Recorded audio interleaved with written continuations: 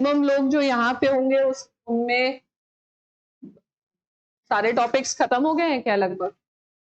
हाँ हाँ, लेकिन तुम लोग के तो खत्म हो गए ना? ठीक है, तो पेपर तो बहुत आसान है। हाँ, कैसा लग रहा है आपको? हाँ, लेकिन हाँ, वो रिवीजन की या लिखने की प्रैक्टिस की कमी है। इसको कौन रिप्लाई कर रहा है?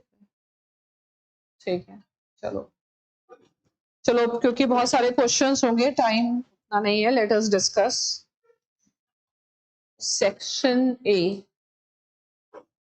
Write approximately 150 words on each of the following. First है behavioral approach to political science. Okay.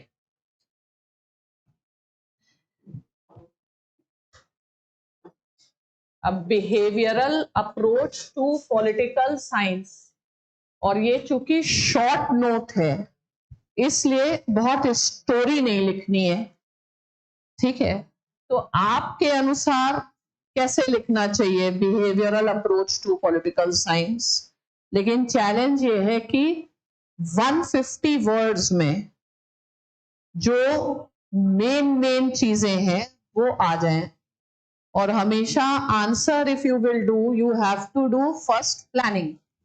तो प्लानिंग के लिए सबसे पहले तो यही है कि behavioural approach reflect what? Behavioural approach reflect what? Scientific method. ठीक है, ये अपना कोर हो गया, shift towards the scientific method. फिर हम थोड़ा आइडिया कलेक्ट करें, primarily developed in USA after second world war.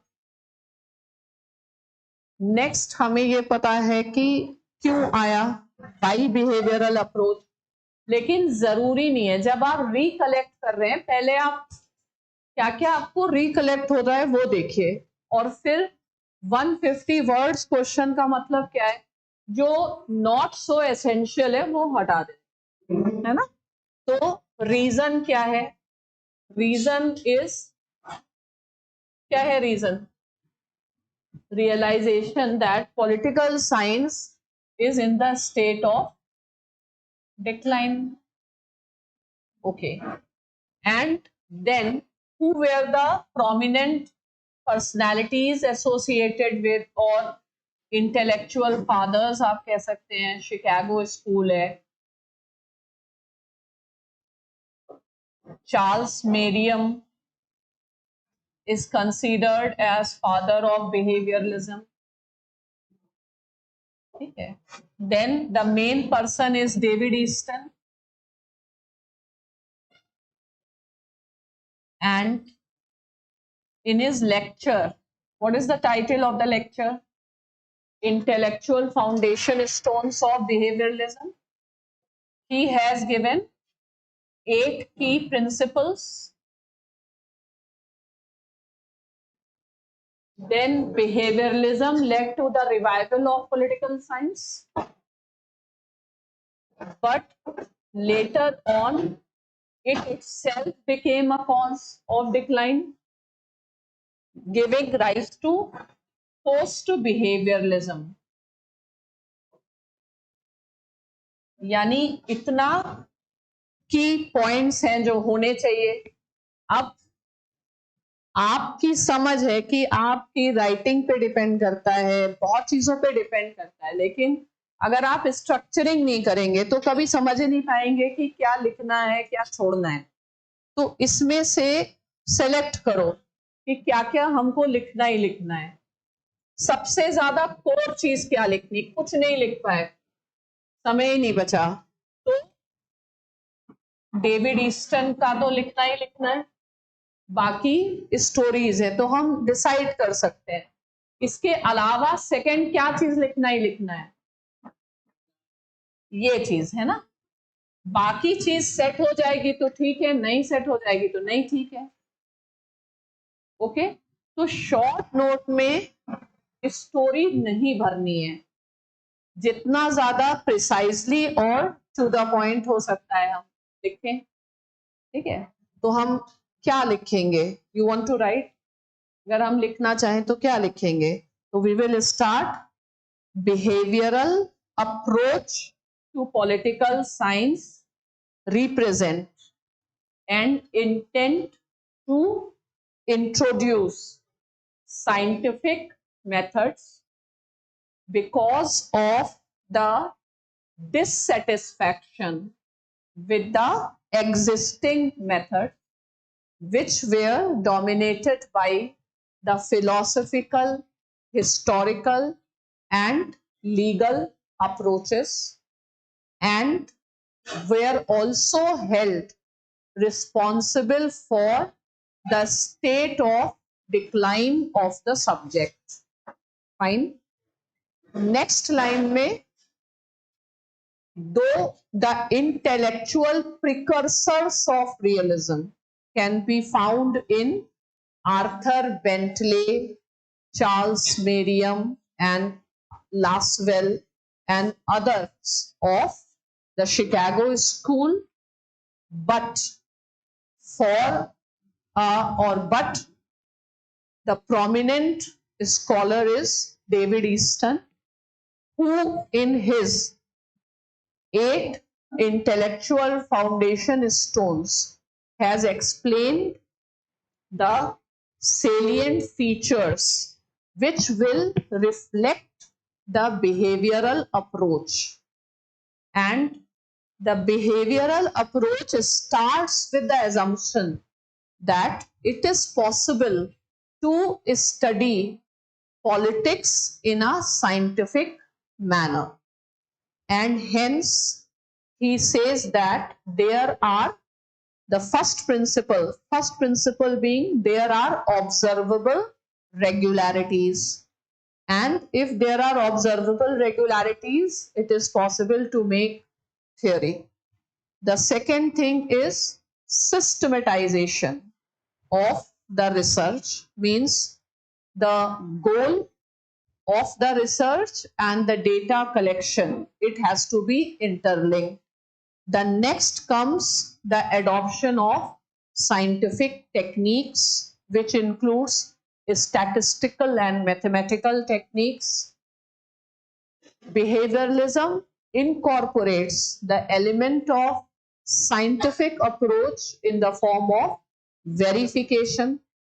Find that whatever theory that is being produced, it should be verifiable, the results should be measurable, and therefore should be reflected in quantification for the sake of precision. And unlike the traditional approaches which were closer to philosophy, law and history, behavioral approach wants subject to be brought near to the scientific disciplines. And the last but not least, they emphasized on the value neutrality. फिर last में paragraph में हम क्या लिखेंगे, अब इसमें आपके क्या क्या कंफ्यूजन हो सकते हैं, कोई सोचेगा पॉइंट्स लिखो फिर वैल्यू न्यूट्रलिटी को डिस्क्राइब करो, पॉइंट्स लिखो, ऐसे नहीं, आपको एसेंस लिखना है, क्योंकि टाइम में लिखना है, ठीक है, वर्ड लिमिट में लिखना है, तो चीजों का एसेंस लिखना है। और लास्ट में कंक्लूजन क्या होगा, that behavioural approach it has led to the revival, but very soon it was realized that the behavioralism itself resulted into the decline of the discipline. So David Easton held that political scientists are sitting in ivory towers perfecting their techniques, but the purpose for which the technique is to be used is more important, giving rise to creative theory and giving rise to post-behavioralism, where research is to be guided by action and relevance. ठीक है, तो अब इसमें भी आपको अपनी words में, इसमें अगर आप एक्सप्लेन करेंगे तो 150 वर्ड्स में नहीं लिख पाएंगे, you have to show that you understand the things, essence लिखना है हर चीज का, ठीक है. Now come to the pluralist theory of the state. What is the essence of pluralist theory?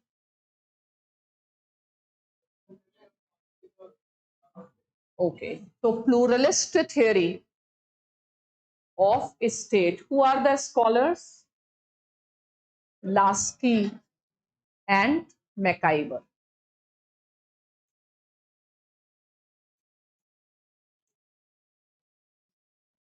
ठीक है. तो जो प्लूरलिस्ट थ्योरी ऑफ स्टेट है, इसका कोर फीचर क्या है? इसका कोर फीचर है, हाँ नहीं, प्लूरलिस्ट थ्योरी का कोर फीचर है कि state is an association like many other associations, and only state does not play the role in our life, other associations are also playing the role. तो अगर हम चाहें तो हम यहाँ से भी स्टार्ट कर सकते हैं that the pluralist theory of state can be best understood through Lasky's statement that since society is federal, authority should also be federal. Fine. So ये पहला पार्ट हो गया.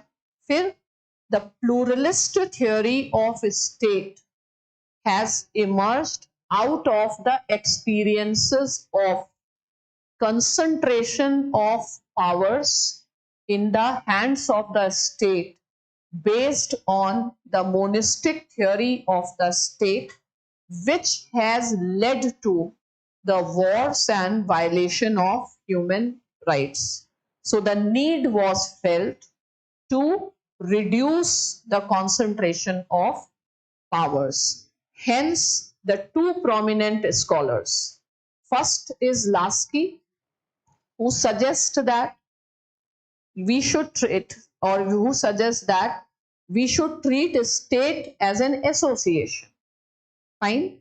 And so he says that, since man has multi-dimensional needs, a single association, या आप ऐसे लिख सकते हैं, Lasky has provided the philosophical basis, and he said that since man is multi-dimensional, a single association cannot fulfill all the requirements.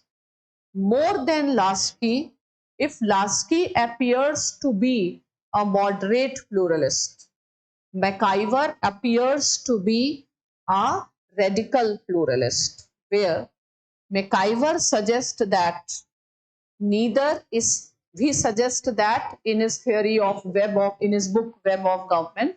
So he suggests that state is just an association like any other association. State is both the child and the guardian of the law, and he gives the concept of service state. State serves, therefore it deserves the respect. Next paragraph में क्या लिखेंगे? Lasky is a moderate pluralist because despite accepting that state is an association, Lasky says that it is a keystone of the social architecture, whereas McIver, who is sociologist, he does not give any greater importance to the state in comparison to any other association. Fine. और last line हम क्या लिखेंगे? That the pluralist theory of state suffers from a contradiction where pluralists want to keep the state, but they want to give less powers to the state. At the same time, because of the unique role of the state automatically emerges as superior to other associations. Fine. So there is a inconsistency. This position of pluralist is described as they want to keep the cake and have it too. So the pluralism is highlighted that it reflects inconsistency. ठीक है. और अगर करना है किसी को art fast लिख सकता है तो unlike एनार्किस्ट्स who don't want a state, pluralists want a state, but they don't want to give power. But the dilemma is because of the unique function which a state performs, a state automatically gains power. ठीक है, तो उसका last line में जो criticism है उसको लिख करके खत्म करना है, कोई स्टोरी नहीं लिखनी है. Now Locke's views on revolution. तो लॉक्स व्यूज ऑन रेवोल्यूशन, पहला आप बताइए कहां पे दिया गया है? In his second treatise on civil government. And in Locke we give which theory of revolution? We give a liberal theory of revolution. And the liberal theory of revolution reflects what? Peaceful constitutional change. Fine. Then Locke has given the reasons where people will have right to revolt. First is, if executive is not letting parliament to function, if executive is not working according to the law made by parliament, if executive is subsuming or putting the people under the control of some foreign prince, and if they violate the principles of due process of law. ठीक है, इतना हमने theory of revolution लिखा, लेकिन ये complete नहीं है. तो you can also say that his theory of revolution is a part of his theory of government. Fine. And what is the centre idea in Laski's theory of government? For Laski, government is a trust. People are trustees and government has to be based on consent. And the moment government acts according to their in an arbitrary manner, not as per the consent, breaks the trust, people will have right to revolt. So basically this is his theory of government by trust and by consent, and this is reflected in various forms in the liberal states, either in the form of you can say no confidence motion, or in the form of elections. You can go for recall. There can be different ways by which this method can be applied. ठीक है, चलो. Decline of liberalism. अब ये तो बहुत open ended question है. Decline of liberalism कहाँ पे लिखेंगे? डिक्लाइन ऑफ लिबरलिज्म कैसे लिखेंगे?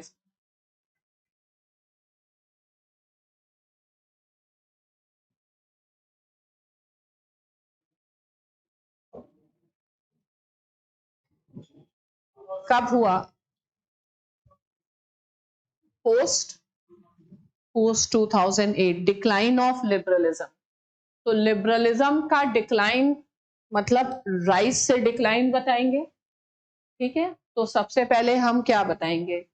फर्स्ट पॉइंट ये लिखेंगे कि liberalism has been the hegemonic ideology in the West, and it has continued since the beginning of 17th century. Fine. And liberalism has faced the challenges from time to time. The first major challenge to liberalism was fascism, which emerged in interwar period, and the second major challenge was communism, which followed the Second World War. However, by 1990s, it appeared that liberalism is end of history. Means the liberalism means there are no challenging ideologies are remaining as such. Fine. So scholars like Francis Fukuyama explained the summit of liberalism reaching to its height in the form of the end of history. Okay. However, it seems that it was a premature declaration, and the moment Francis Fukuyama explained liberalism as the end of history, Samuel P. Huntington has provided a counter argument that it is too early to say that liberalism is the end of history.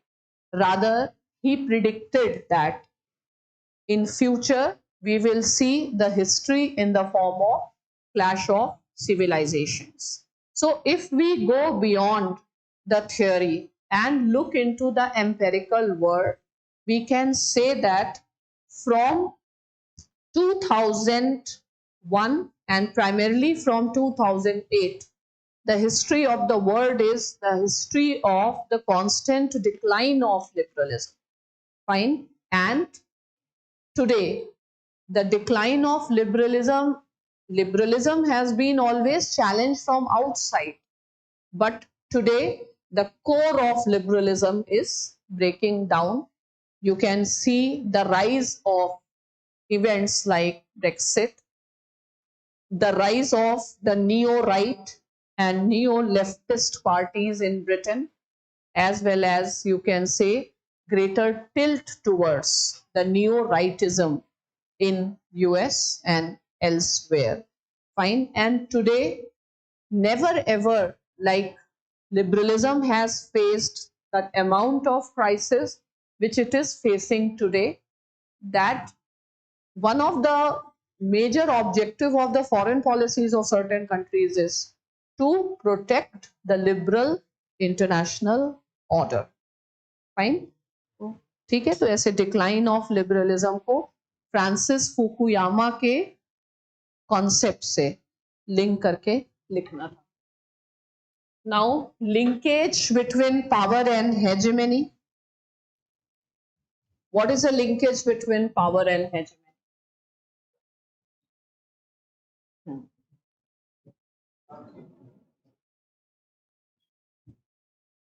ग्रामसी नहीं, मतलब कैसे बताओगे power and hegemony?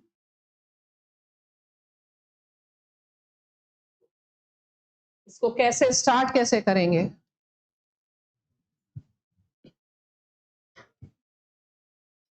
अगर one line में पहले, हमेशा जब भी शॉर्ट नोट लिखना है या कुछ भी लिखना है, पहले वन लाइन में आंसर सोचिए. हाँ, पावर एंड हेजेमनी इतना मुश्किल क्या है?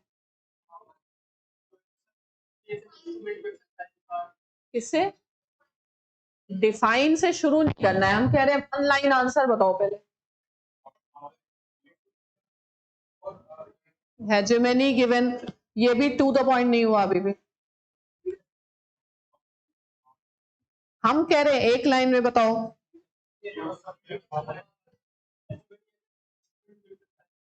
Hegemony as a instrument, power is a zero sum game. सब गलत.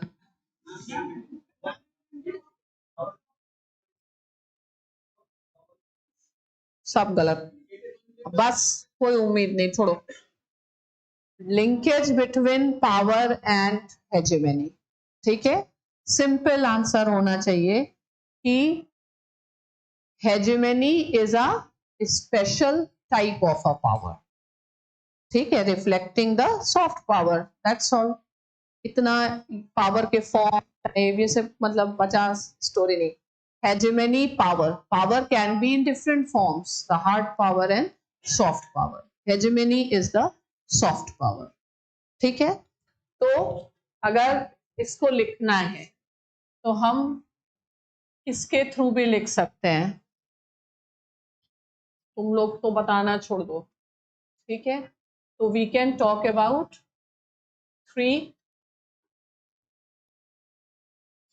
इसका था three faces of power.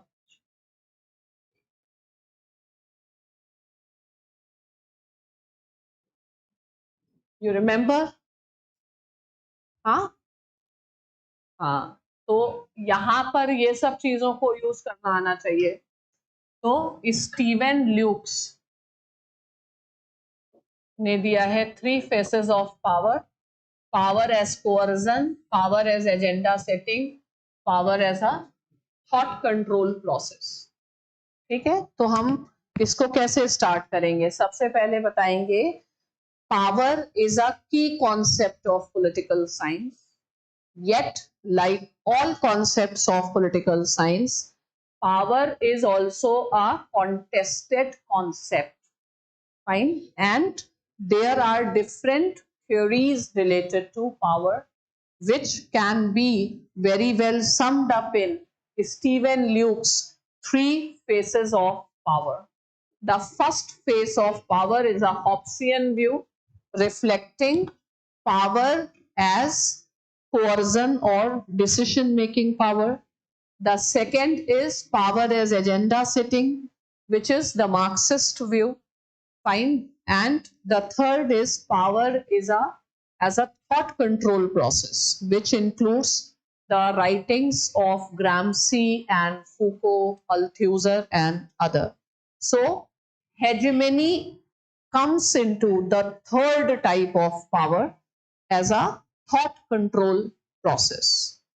And the history of, if you go how the concept of hegemony has emerged, we can first trace it to Machiavelli, who says that it is better for a prince to be feared than to be loved, where he says that though hard power is instrumental, decisive, but soft power is something which we rely the most, that is power of attraction.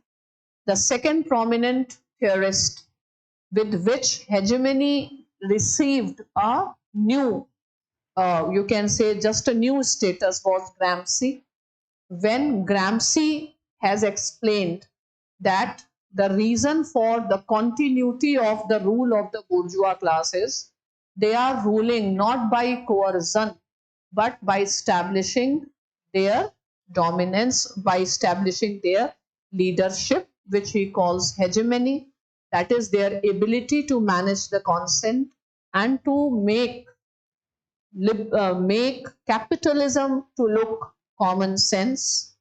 And hence Gramsci even suggests that the revolutionaries require a two-stage war, the war of position and the war of maneuver.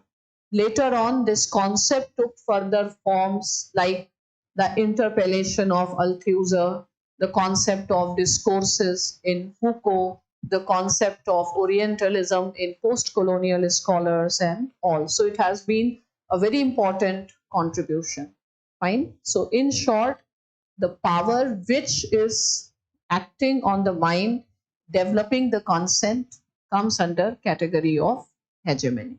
Even in international relations, scholars like Robert Cox have developed the theories of hegemony. ठीक है, तो यहाँ पे अगर एक अच्छा answer लिखना था तो स्टीवन ल्यूक्स के थ्रू लिखना चाहिए था. ठीक है, या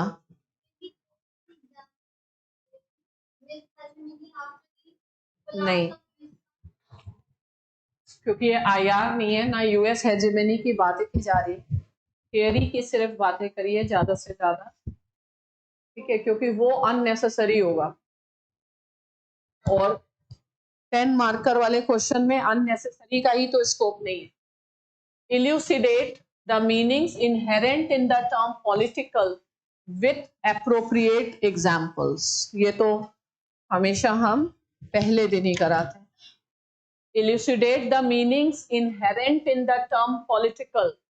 पॉलिटिकल शब्द के मीनिंग्स को समझाइए विथ एप्रोप्रिएट इलस्ट्रेशंस. इलस्ट्रेशन दे दे के समझाइए. समझा लेंगे क्या है इसमें? कहां से? हाना अरेंट से ही सीधे स्टार्ट करोगे तो खत्म कहां पे करोगे? ग्राम उस पे, प्लेटो पे. लेकिन एक अच्छी बात है, तुम महिलाओं के प्रति आपको आदर है ना? You are a feminist student. चलिए, सोफिज्म. हाँ, नहीं द टर्म, कैसे इंसान लोग तुम लोग inherent in the term, elucidate the meanings inherent in the term. term में term कहाँ से आया? पॉलिस से, वहीं से क्यों नहीं लिख सकते हो? ठीक है, तो वहां से लेके तुम्हारे हना एरेंट तक पहुंचाना है हमको, तो हम क्या करेंगे? If you want to understand the inherent terms, then therefore understanding the evolution, how it has kept on emerging. ठीक है, तो अब इसमें पहले कैसे लिखेंगे? ऐसे लिखेंगे that political science is one of the oldest and ऐसे कर सकते हो, one of the oldest disciplines and the term political science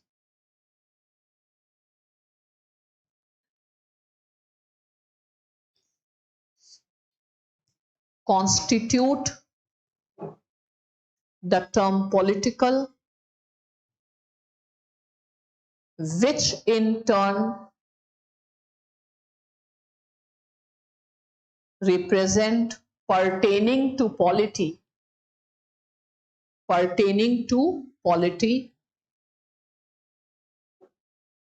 comma, a Greek term for the states. Right? Thus, initially,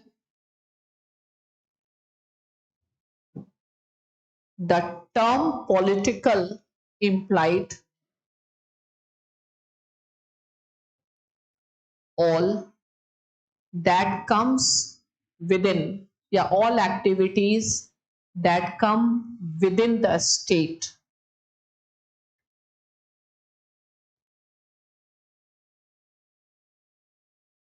Right? This conventional meaning of the term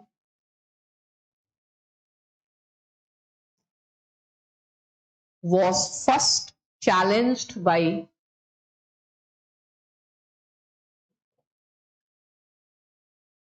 Plato, who did not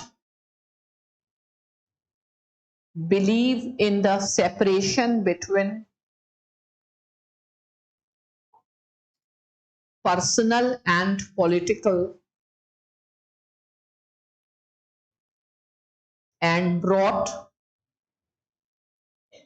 issues like family, marriage, otherwise supposed to be belonging to personal sphere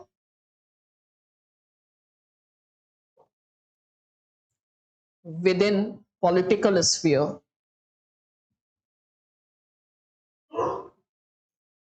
Next paragraph. His own disciple Aristotle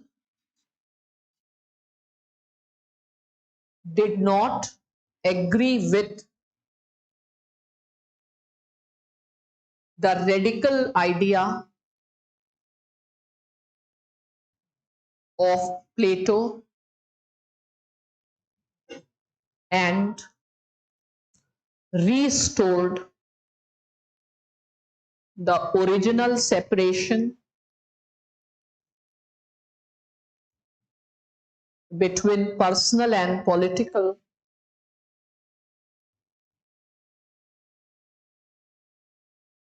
and thus the term political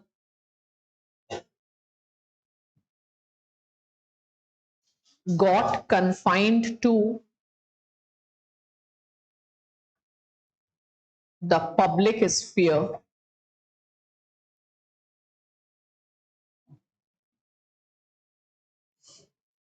ठीक है, next, during medieval times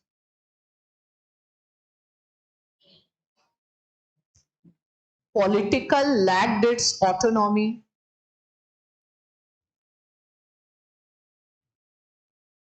got submerged with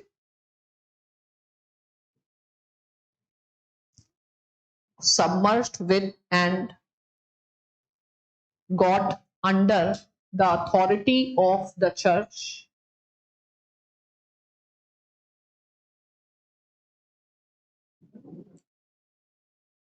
right? With Machiavelli, autonomy of political sphere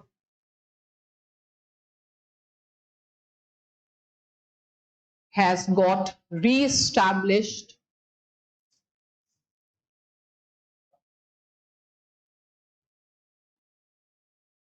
and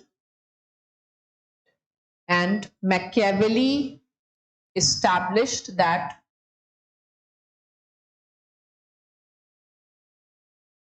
political sphere represent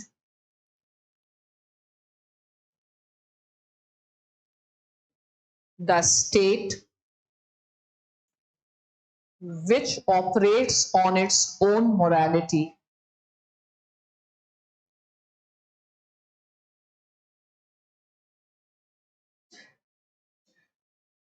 Next, over a period of time,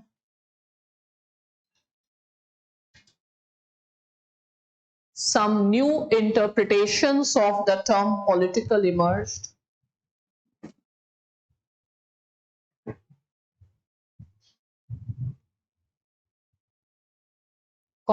primarily the contributions of A. Feminists, B. Civic Republicans या civic republicanism,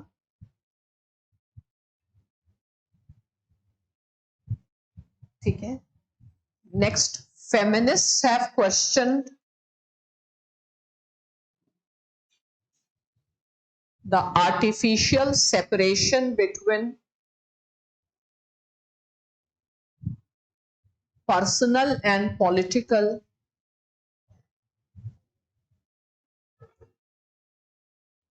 and considered it one of the reasons behind the subordination of women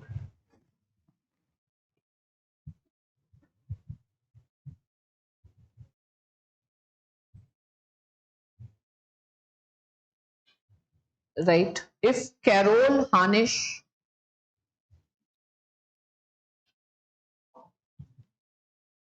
talked about personal is political, Suzanne Moeller Okin in her book Justice, Gender and Family has given the 4 interpretations, the essence of which is to show how the separation leads to subordination of women.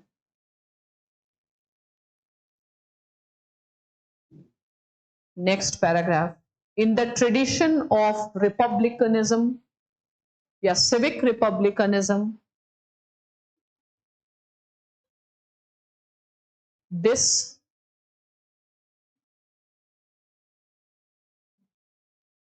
concept of political has been given a new essence where scholars like Hannah Arendt described it as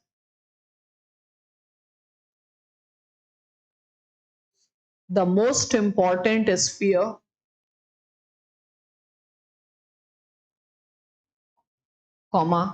the neglect of which has led to totalitarianism.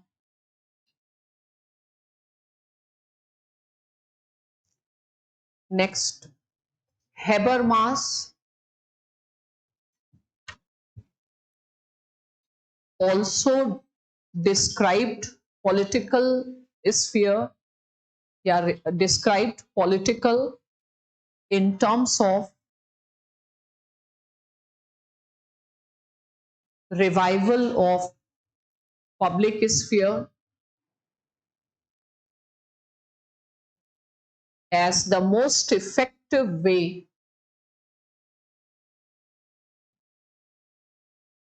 to address the crisis of legitimacy.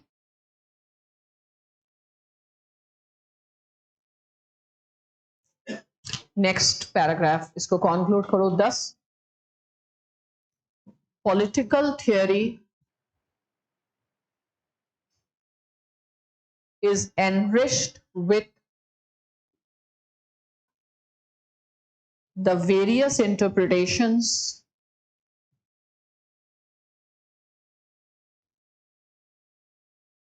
of the term political,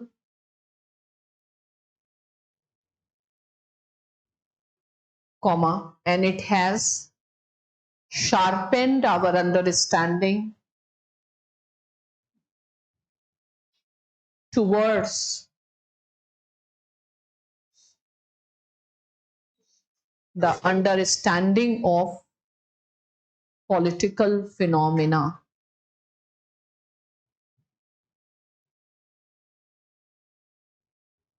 appropriate illustration मिल गए तुमको? हाँ, हाना aren't में मिल गए, Habermas में मिल गए, ठीक है। Marxism is a political theory of action. Political theory of action, what is the word? Praxis. Demanding strict compliance with its core principles. Comment. अब यहां से दिमाग का उपयोग तो सभी में है, लेकिन यहां पे कुछ ज्यादा है। क्या हो सकता है इसका? 1 लाइन आंसर बताओ, जिसने मार्क्सिज्म कर चुका है क्लास।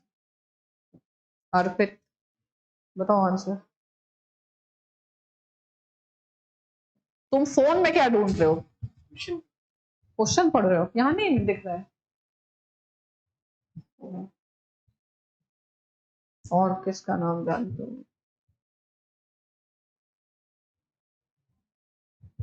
जिसने मार्क्सिज्म पढ़ रखा है वही कोशिश करना, जिसने नहीं पढ़ा तुम बताना। हाँ,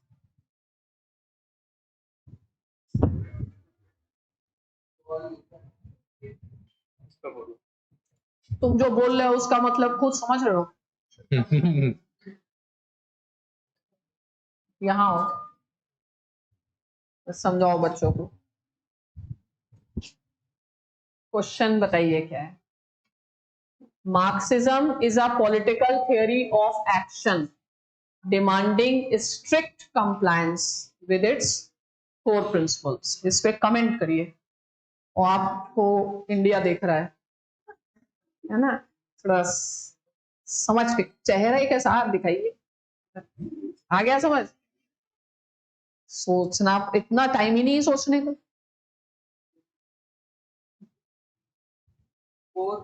Core principles mainly dialectics है, that history to all hitherto has been struggle between class struggle. ये कमेंट क्या है इसमें आपका? कमेंट है कि रिवॉल्यूशन करनी है, रिवॉल्यूशन हमेशा birth does not happen without blood, तो ब्लड सेड होगा तभी बदलाव आएगा, और जाके कैपिटलिस्ट को मार दो।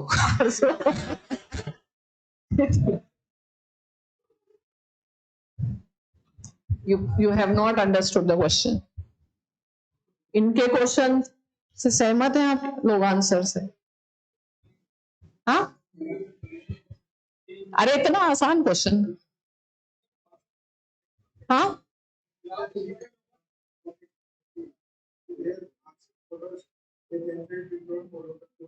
Good, yes. इसके ऊपर कमेंट करिए, Marxism is a political theory of action. Marxism एक प्रैक्सिस थी, and it raised the hopes in the eyes of billions about the possibility of the change in their situation. And Marx came to be regarded as a god. But unfortunately, Marx is a god, fine, that has failed. And it is said that the reason for the failure of Marx is in what? His followers not adhered to the core principles of Marxism. And we can blame primarily Lenin for it. And who is a scholar who blamed Lenin for that? Rosa Luxemburg has blamed Lenin for it. ठीक है, but अब आपकी बुद्धि खुद क्या कहती है? वो तो रोजा लग्जमबर्ग की बुद्धि थी. रोजा लग्जमबर्ग से एडमिनिस्ट्रेशन करवाना है कि तुमसे करवाना है? तुमसे करवाना है. तुम्हारी बुद्धि भी तो बताओ क्या कहेगी. लेनिन को दोष देंगे आप? हाँ, फिर किसको दोष देंगे? मार्क्सिज्म के कॉन्सेप्शन का क्या मतलब कहना चाह रहे हैं? Okay, yes.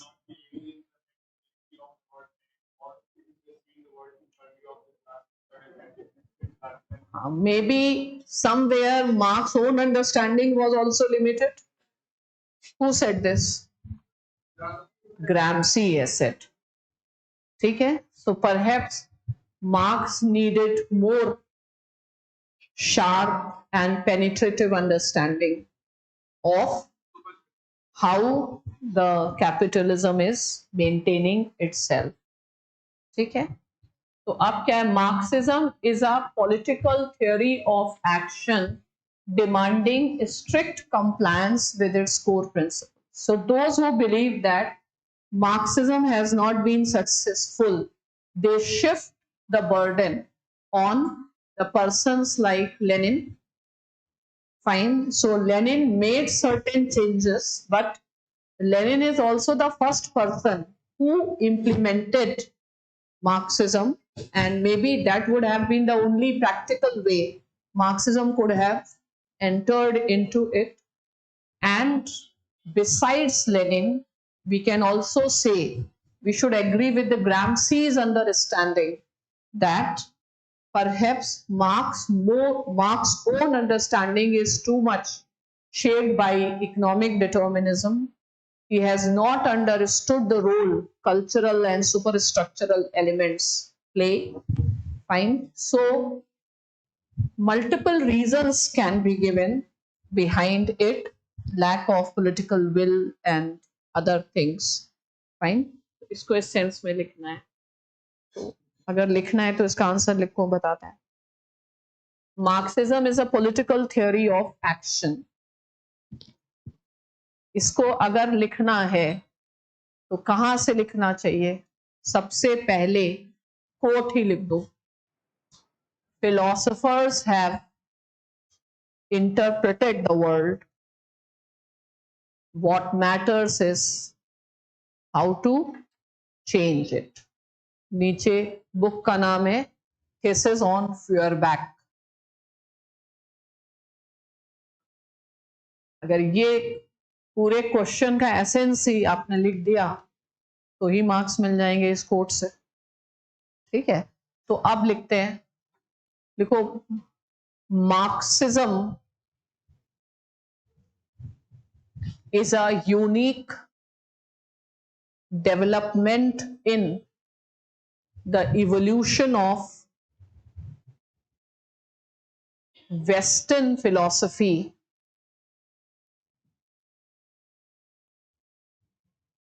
because of its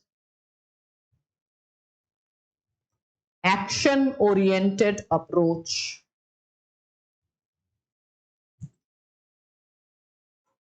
Distinguishing Marxism from previous philosophies, Marx defined his theory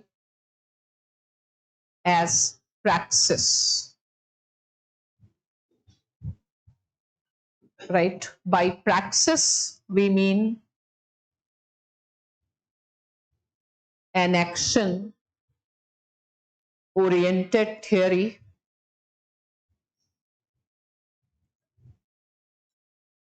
right? It means that not only the real purpose of theory is to bring the change,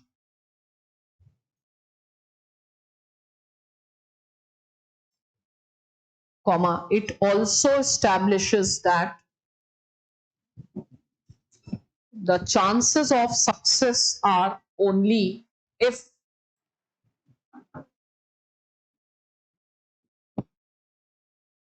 there is a scientific understanding of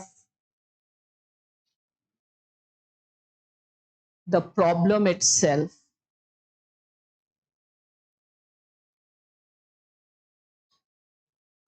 A long time ago,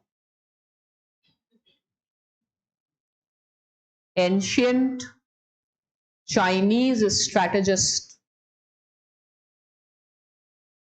Sun Tzu also held that action without a strategy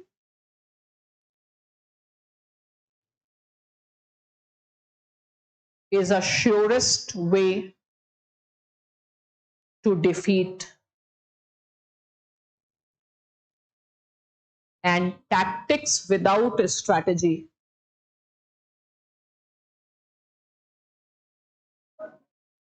is just a noise. Noise है, शोर है, action नहीं. जो आप लोगों की preparation strategy में है, lot of noise but no results because that strategy is missing. ठीक है, ये लिखो. Right, right, this is very much similar to what Marx means by a political theory of action.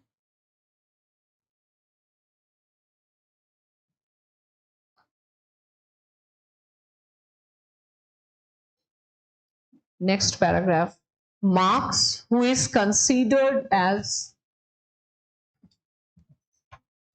a humanist and one of the greatest liberators by scholars like M.N. Roy,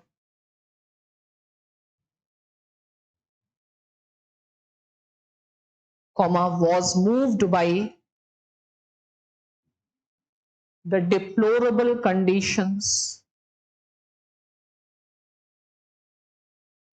of the working classes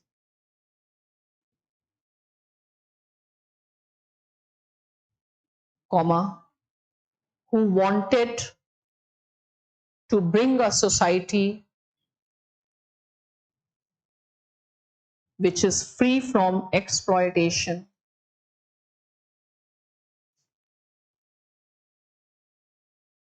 which he termed as communism.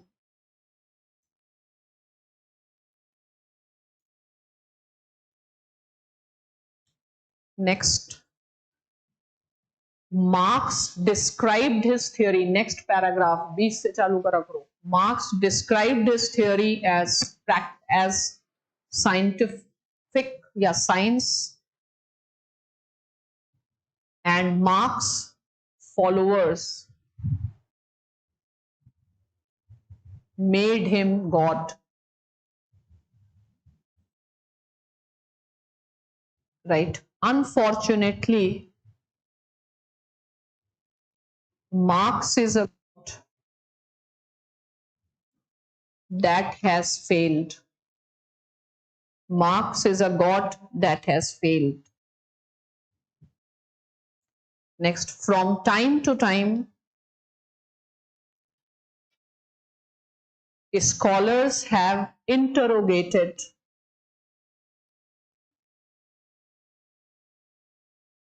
the causes of failure of Marxism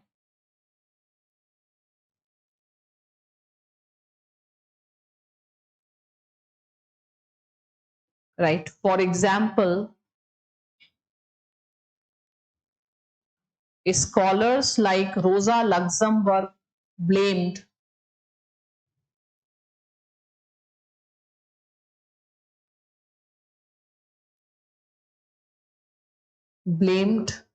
Lenin and Bernstein, Lenin and Edward Bernstein for playing with the ideas of Marx.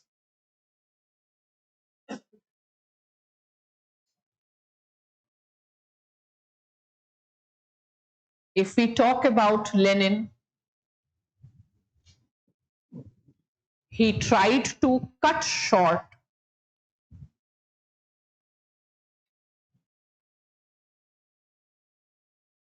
the phases of history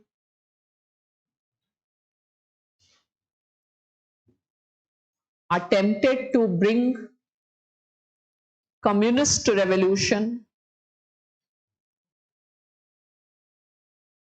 in Russia, which was a semi-feudal society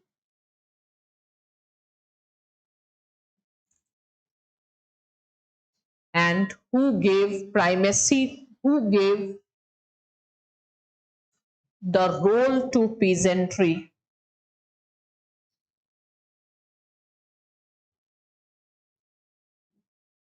Next paragraph.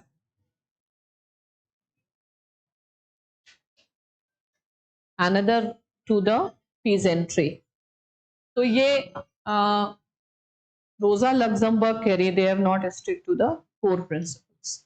देखो, however, if we look into the analysis of Gramsci,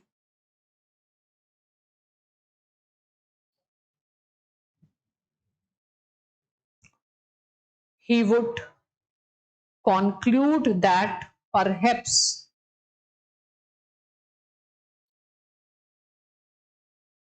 कोई बोल रहा है या कहीं से phone चला है? Perhaps, comma, the reason has been the economic determinism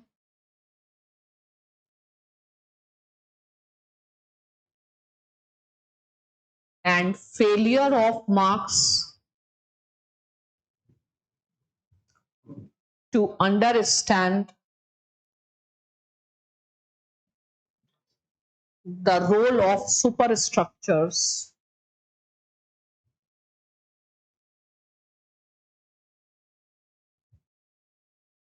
ठीक है? Next paragraph. Nevertheless, from time to time,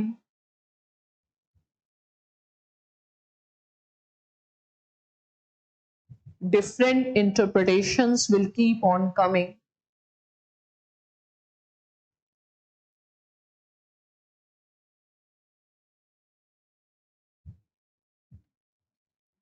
Right? Still, Marx will be remembered as one of the greatest philosophers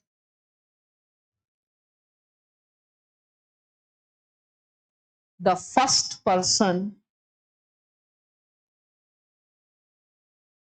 emphatic क्या बोलते हैं empathetic ना empathetic towards the working classes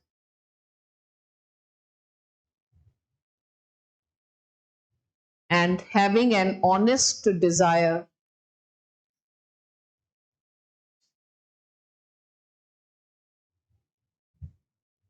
to change their realities.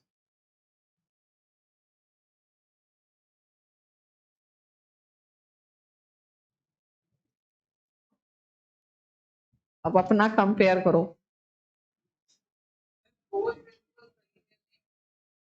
Question ये नहीं है, question ये है कि पॉलिटिकल थ्योरी ऑफ एक्शन थी और ये सक्सेसफुल नहीं हुई क्योंकि लोगों ने उसके कोर प्रिंसिपल्स पर एडहर नहीं किया।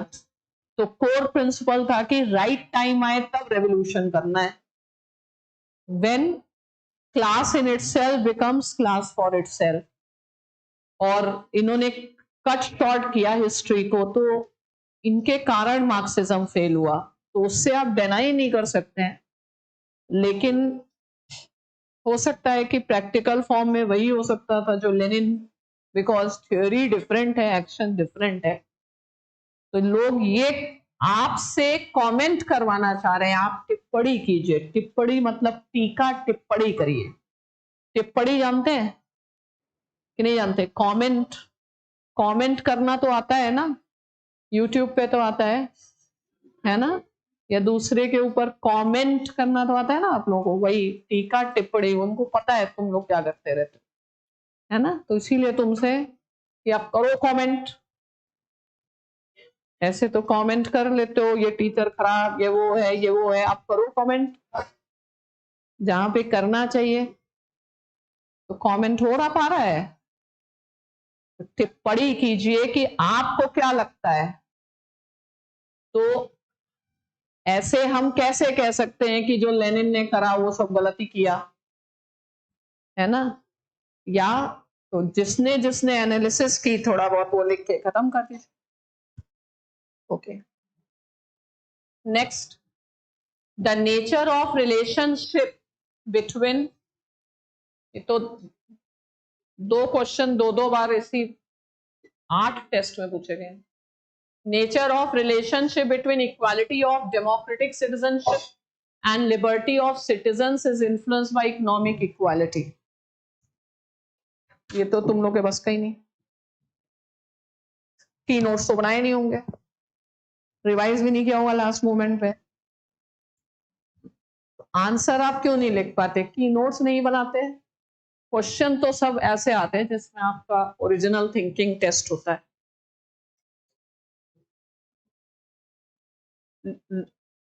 The nature of the relationship between equality of democratic citizenship. Equality of democratic citizenship मतलब जैसे एरिस्टोटल से हम चालू कर सकते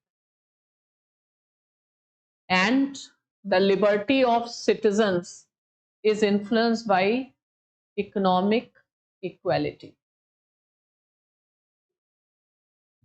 ठीक है, तो ये जो लिबर्टी है ये तभी मिलेगा जब इकोनॉमिक इक्वालिटी हो।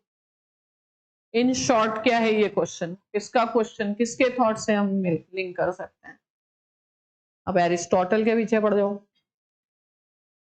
खुद और भी तो दिमाग लगा लो कुछ और। इकोनॉमिक इक्वालिटी होगी तो लिबर्टी होगी, वोट देने की स्वतंत्रता होगी, लिबर्टी एक्सरसाइज करिए। One man one vote one value. क्या हम अंबेडकर से लिंक कर सकते हैं? लिबर्टी ऑफ सिटीजन्स जो है ये तो आपके ऊपर है, इसमें कोई थिंकर थोड़ी दिया हुआ है।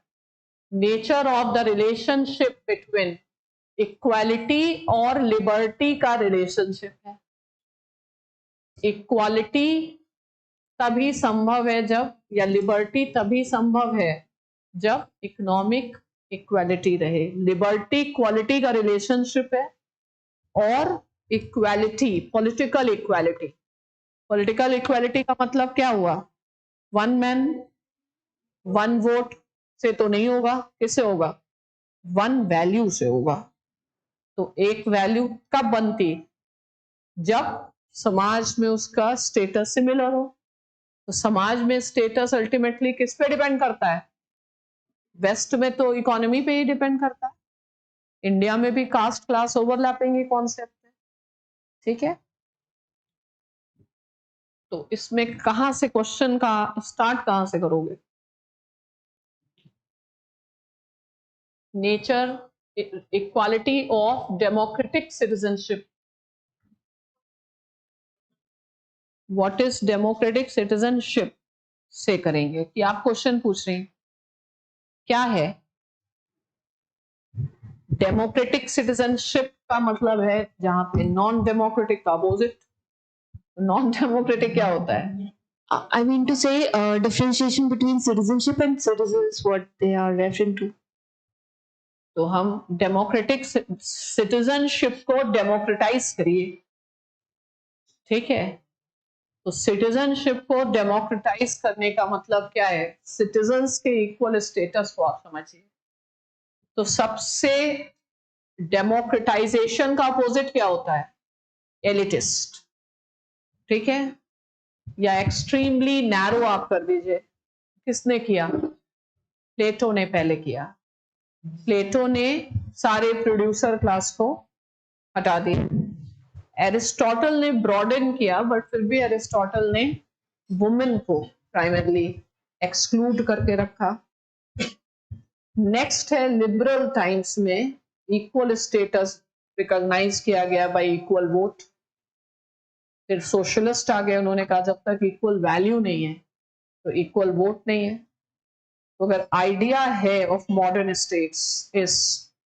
Liberty and equality you have to you can't ignore economic inequality and that is very much recognized in Indian constitution when you talk about justice social economic and political and reflected in Ambedkar's idea one man one vote one value almost all states which have become the welfare state they recognize this very much fact that liberty and equality are not contradictory things and the substantive realization of these two depends upon economic equality fine so the main thing is this yes can we start answer from libertarian school of thought also आप दिख ही नहीं रहे हमको yes this side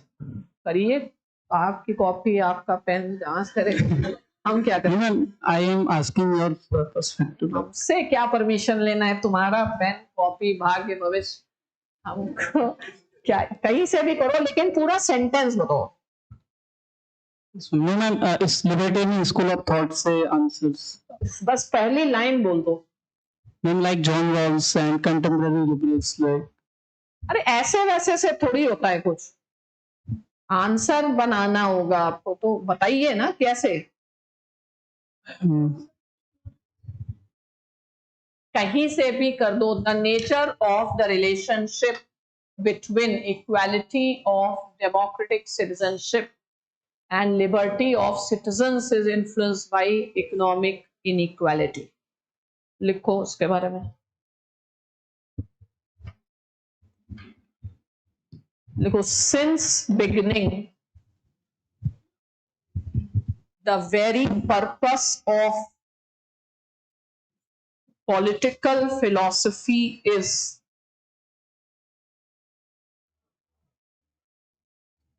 to find out the principles of good governance which results into harmonious coexistence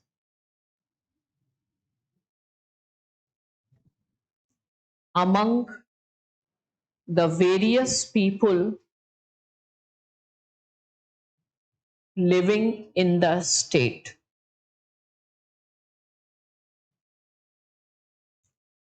Next, since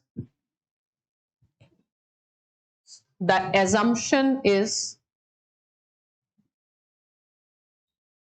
that man is by nature a political animal, comma, it is inevitable for man to live under the state.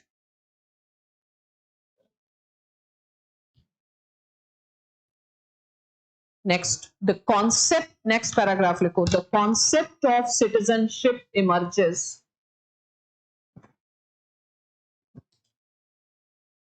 when we talk about the state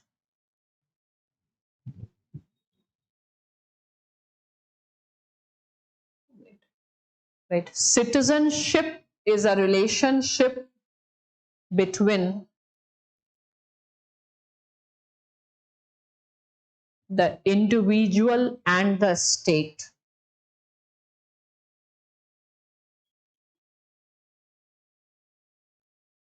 The population of the state, पहले citizenship की theory दो. The population of the state is divided into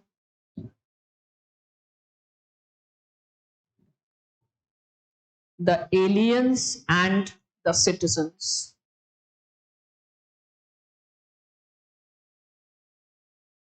Right.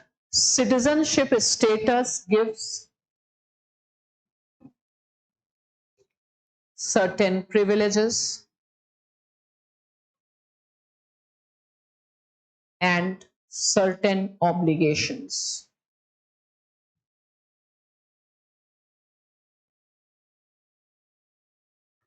Right. Historically, the idea of citizenship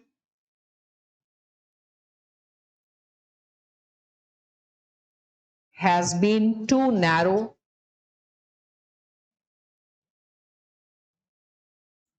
from the standards of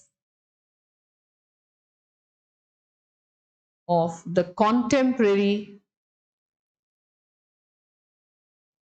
understanding of democratic citizenship.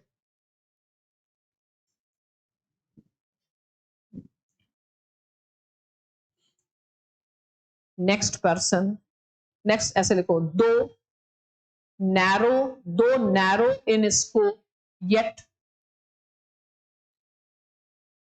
the first person in whom we find the theory of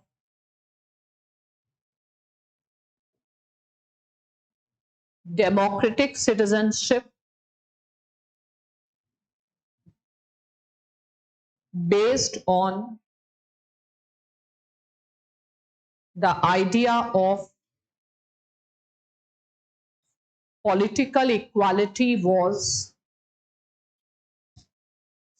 Aristotle. Right? Aristotle was not comfortable with concentration of powers in the hands of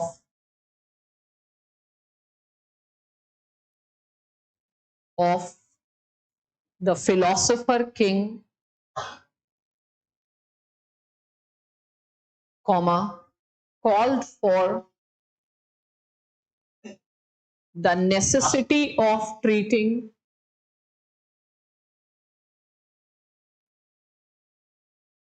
equals equally,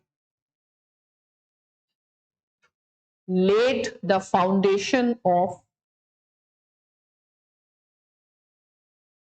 the republican notion of citizenship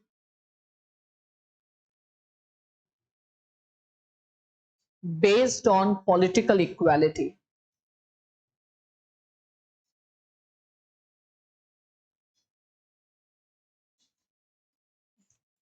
Right? Next paragraph. The idea of democratic citizenship got revolutionized in the modern times, when the common man, who has been deprived so far, given right to vote,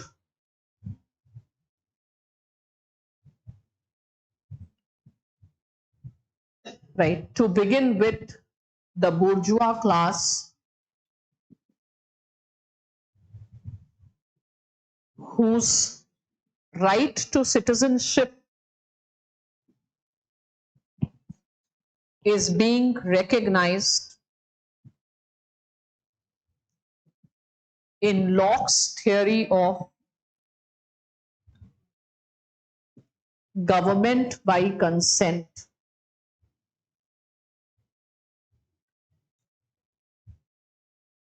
Right? All adult citizens were given right to vote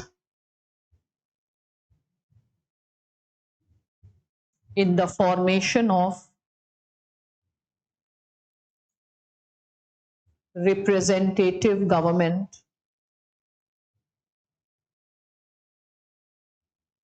though at the time of Locke it is unthinkable to assume that the working classes would also get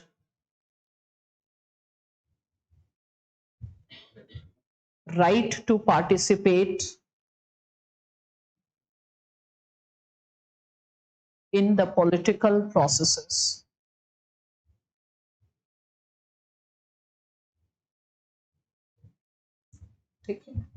Right? It was Bentham, who is also known as radical democrat,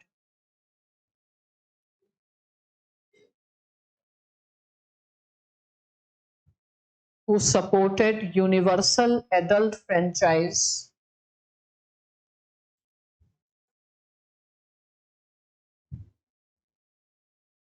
though his own disciple J.S. Mill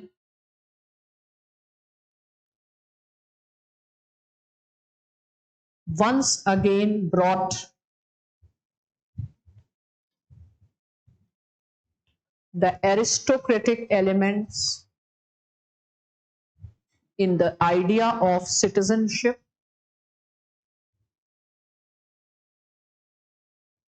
by introducing weighted voting,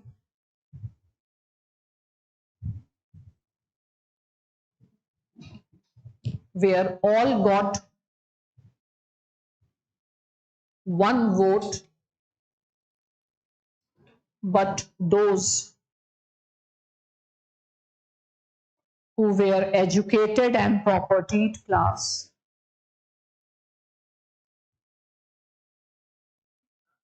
got more than one vote.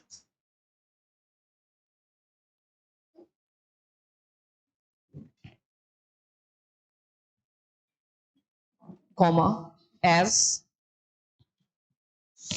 Mill was fearful of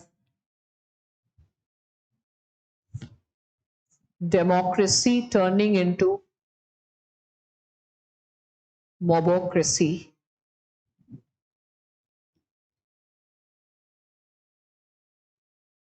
Full stop. Paradoxically, despite being a reluctant Democrat, Mill made a strong advocacy for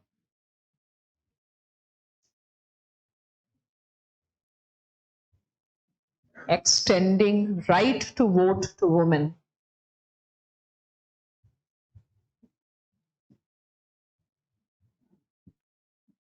Next.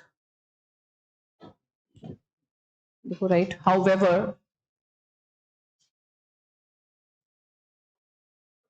a very big challenge to the liberal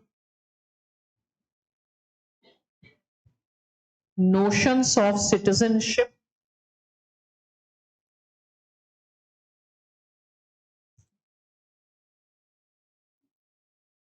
came with emergence of Marxism.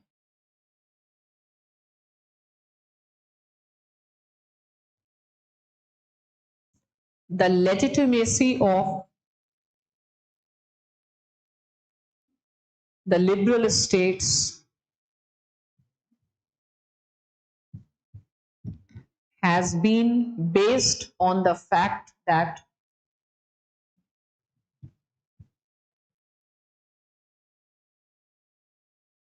governments are based on consent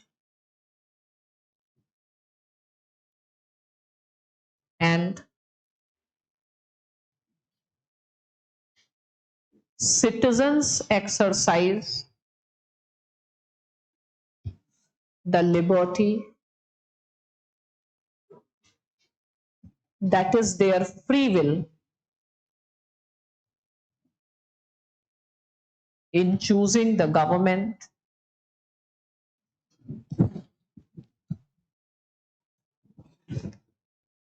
right. On this notion was further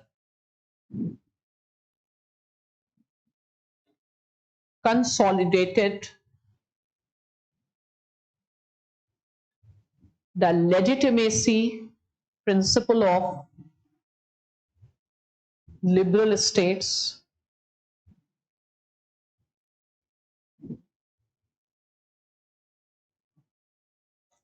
comma as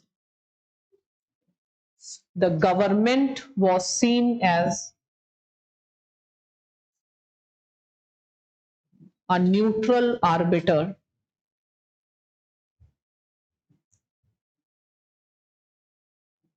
ठीक है कुछ आ रहा है तुम लोग के level में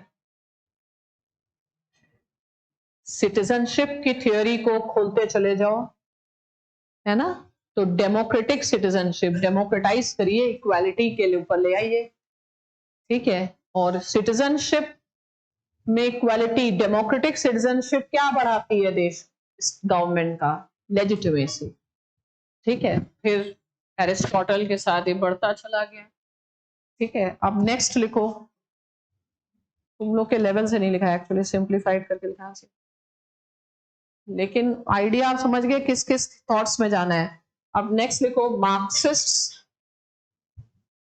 Marxist have challenged the neutrality idea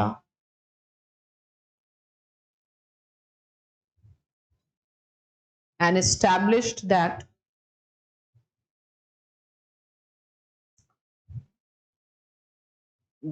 in a class divided society where there are economic inequalities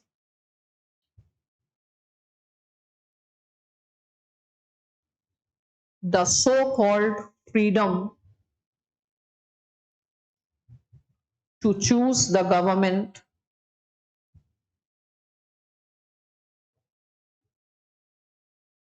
for the property less is formal, right? Neither equality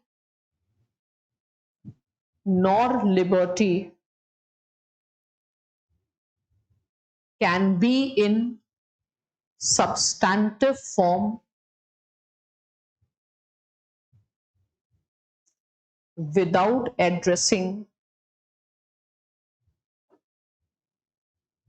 economic inequalities.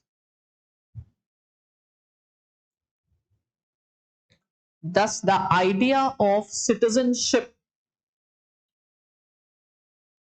has been extended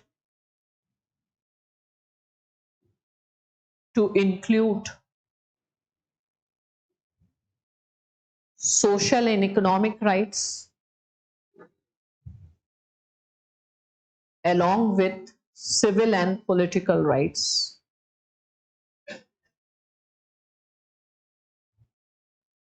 bracket में तुम लोग पढ़ाने नहीं देते हो वरना लिख दो ब्रैकेट में देखो marshals theory of citizenship,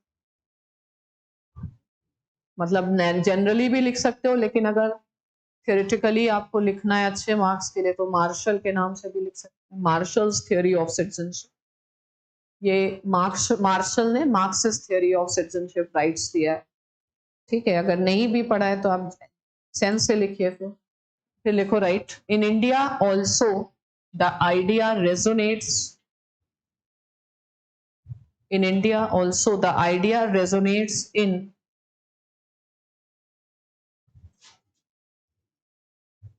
Ambedkar, who held that political democracy without social and economic is a contradiction.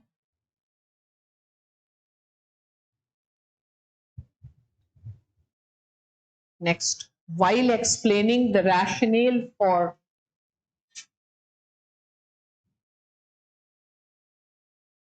inclusion of social and economic rights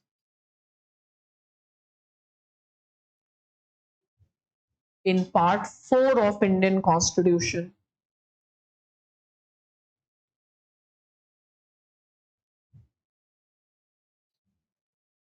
he advocated that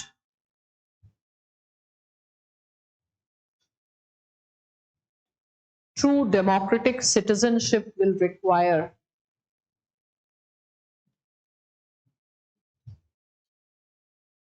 not only one man, one vote,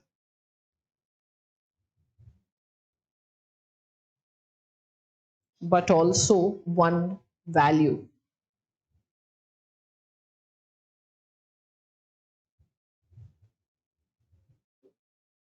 match कर रहा है तुम्हारे सोचने से? है कहीं भी are पार नहीं, जबकि इसमें पढ़ने की जरूरत है। पॉलिटिकल साइंस एक ऐसा सब्जेक्ट है जिसे बिना पढ़े मार्क्स आते हैं। क्या पढ़ोगे? एक बार आप जान जाए, लेकिन अगर आप अप्लाई करना नहीं सीखेंगे तो क्या ही लिख पाएंगे, कितना भी पढ़ लो। है कमेंट यही तो है, इसमें कमेंट करिए। कमेंट ही तो चल रहा है, अंबेडकर को भी समझ में आ गया। Fine, you can comment that the realization of this has led to almost universalization of the idea of welfare states. Fine, that it is inevitable that you have to provide these set of rights and state has to take measures for reducing the inequalities. ठीक है। मानव अधिकारों पर बहस सार्वभौमिकता और सांस्कृतिक सापेक्षवाद दोनों की सीमाओं के बीच फंसी हुई। टिप्पणी कीजिए, करिए टिप्पणी, टीका टिप्पणी करिए, कमेंट्स करिए इसके ऊपर। ये तो टेस्ट सीरीज में 2 बार पूछा, इसी 2 बार गलती से रिपीट हो गया। ठीक है, कम से कम आंसर तो लोग लिख पाए। The debate on human rights is caught between the limitations of both universalism and cultural relativism. है कोई जिसके क्लास में अभी हुआ ये? वो वाले लोग ही नहीं यहाँ पे हैं, ये है ना। तो यूनिवर्सलिज्म की प्रॉब्लम क्या है? हाँ, तो should human rights be universal? Yes, there has to be some universalism, because otherwise how will they be treated as human rights? Plus, whether you will have to take cultural relativism into account. ठीक है, so you have to find a middle ground between these two. Fine. Universalism in theory, but relativism in practice is required. For example, the idea of dignity of women. This has to be universal, but it depends in what way you are going to realize these ideals. Fine. So the way when you will put this ideal into practice, the method is going to be different in US and Afghanistan or other countries. So you have to go for reconciliation. Otherwise, there is no other option. Fine. And that is the way you have to go for it. So the debate on human rights, इसका answer लिखो. देखो, human rights is one of the most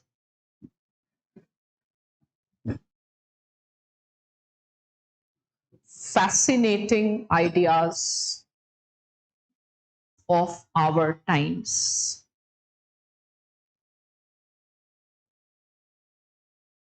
Grounded in the moral philosophy of Enlightenment thinkers like John Locke and Immanuel Kant,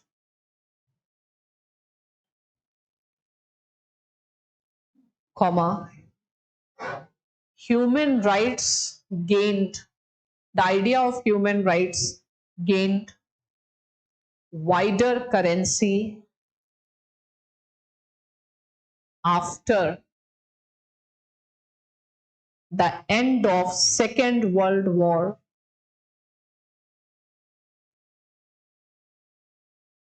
based on the experiences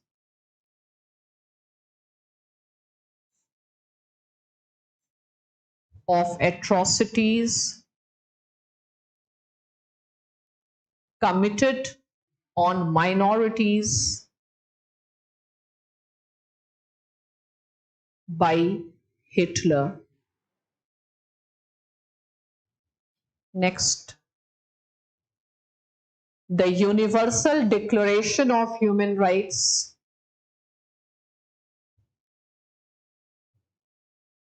is a moral aspiration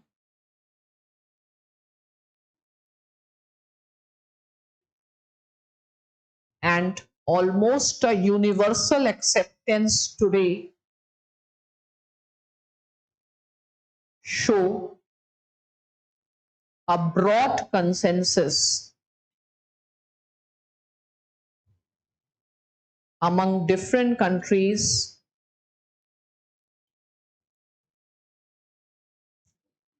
towards universalization. Saudi Arabia तक उसका protector है, human right council का सदस्य बन जाता है, तो सभी मान ही रहे हैं ना. क्या लिखा है? टुवर्ड्स ऑफ या universalisation of the idea of human rights.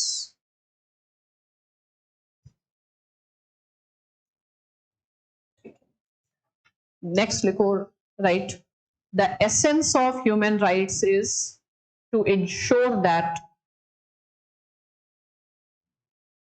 irrespective of the nature of constitution, all human beings living on this earth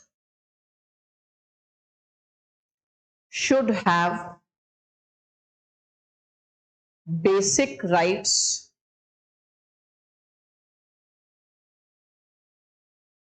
to enable them to lead a life of dignity.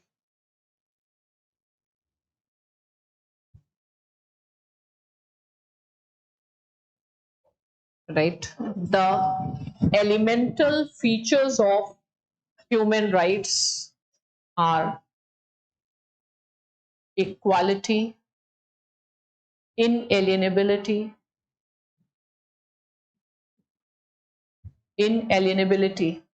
inseparability, universality, individuality, and permanence.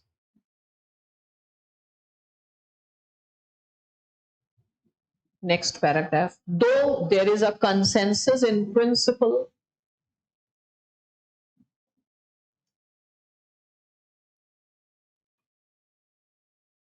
but there is a lack of consensus in practice. अब लिखो A. To begin with,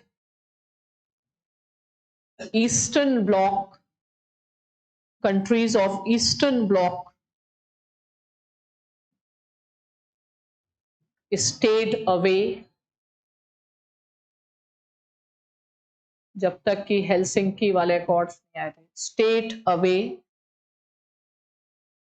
projecting human rights as reflection of bourgeois culture.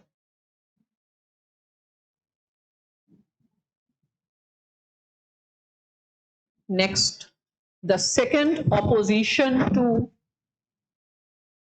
universality came in the form of Asian values debate.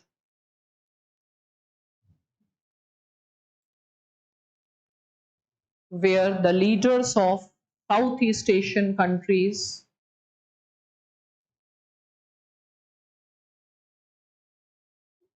and Islamic countries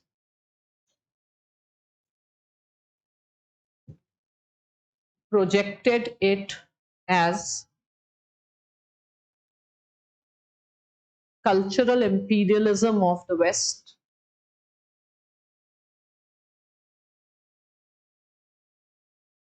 and called for adopting a cultural relativist perspective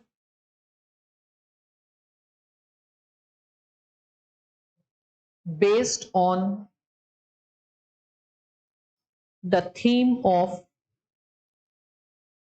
inverted commas में लिखो Asian values.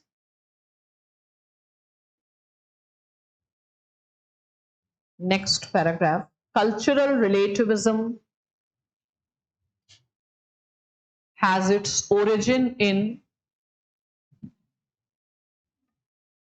the ideas of Franz Boas, Franz F-R-A-N-Z, Franz Boas, B-O-A-S, Franz Boas, an anthropologist who advocated cultural relativism as a measure to counter ethnocentrism.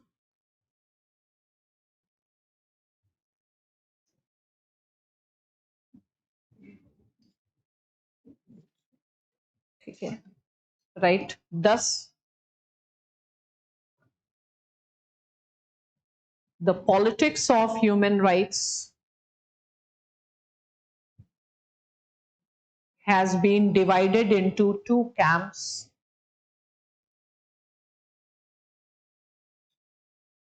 One represented by universalists,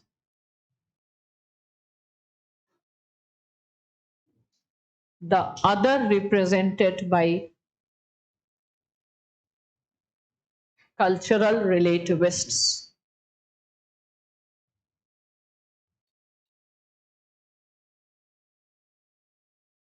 Next paragraph.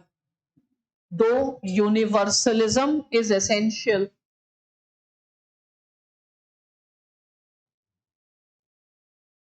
to protect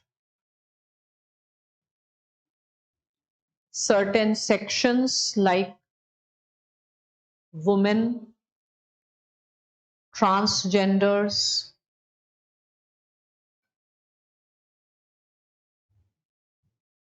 yet we cannot ignore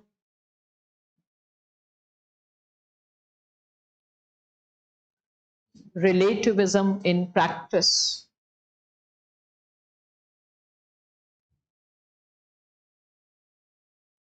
As mentioned by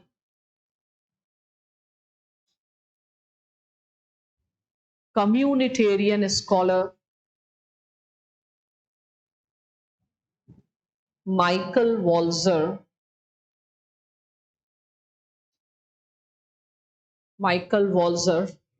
the notion of justice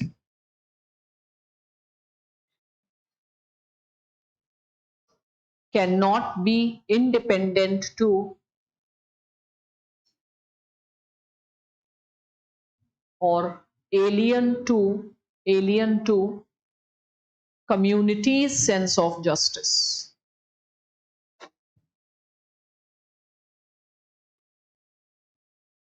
Next, multiculturalist scholars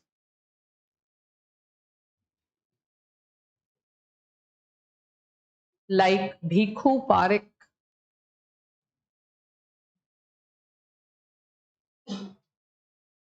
would recommend the adoption of middle ground, the adoption of middle path,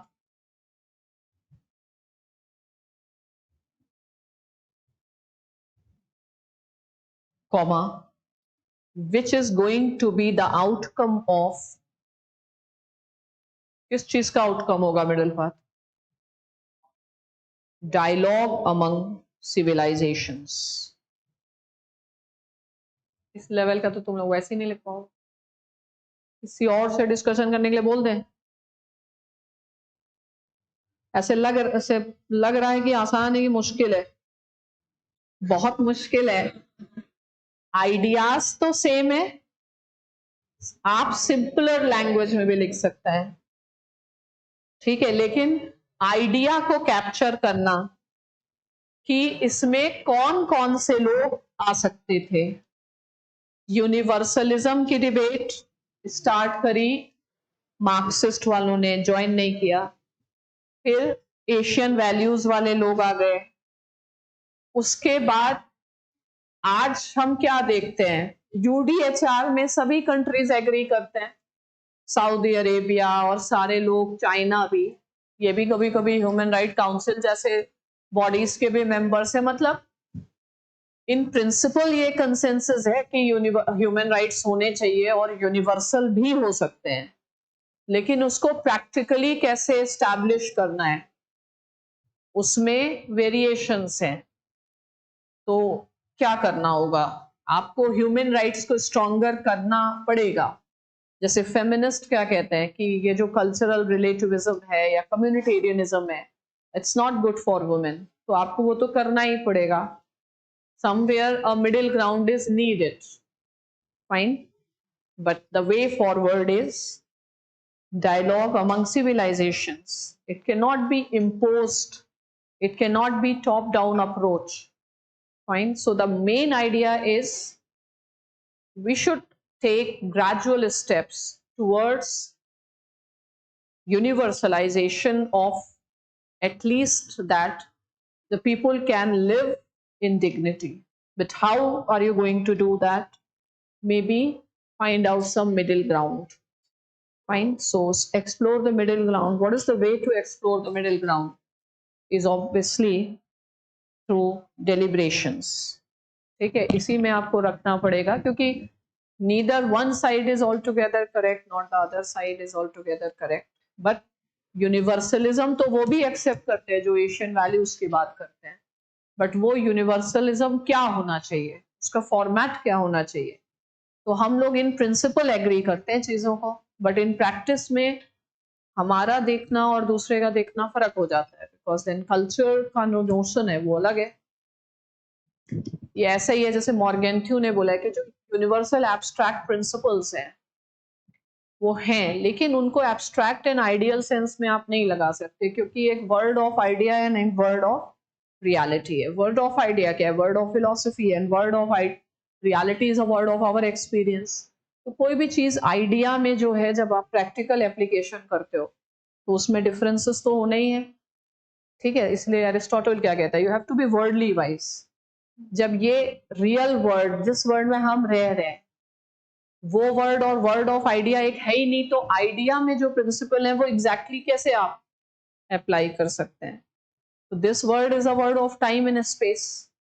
तो time and space को देखते हुए आज Saudi Arabia ही उस example है। What do you see? There is a lot of change that is happening in Saudi Arabia,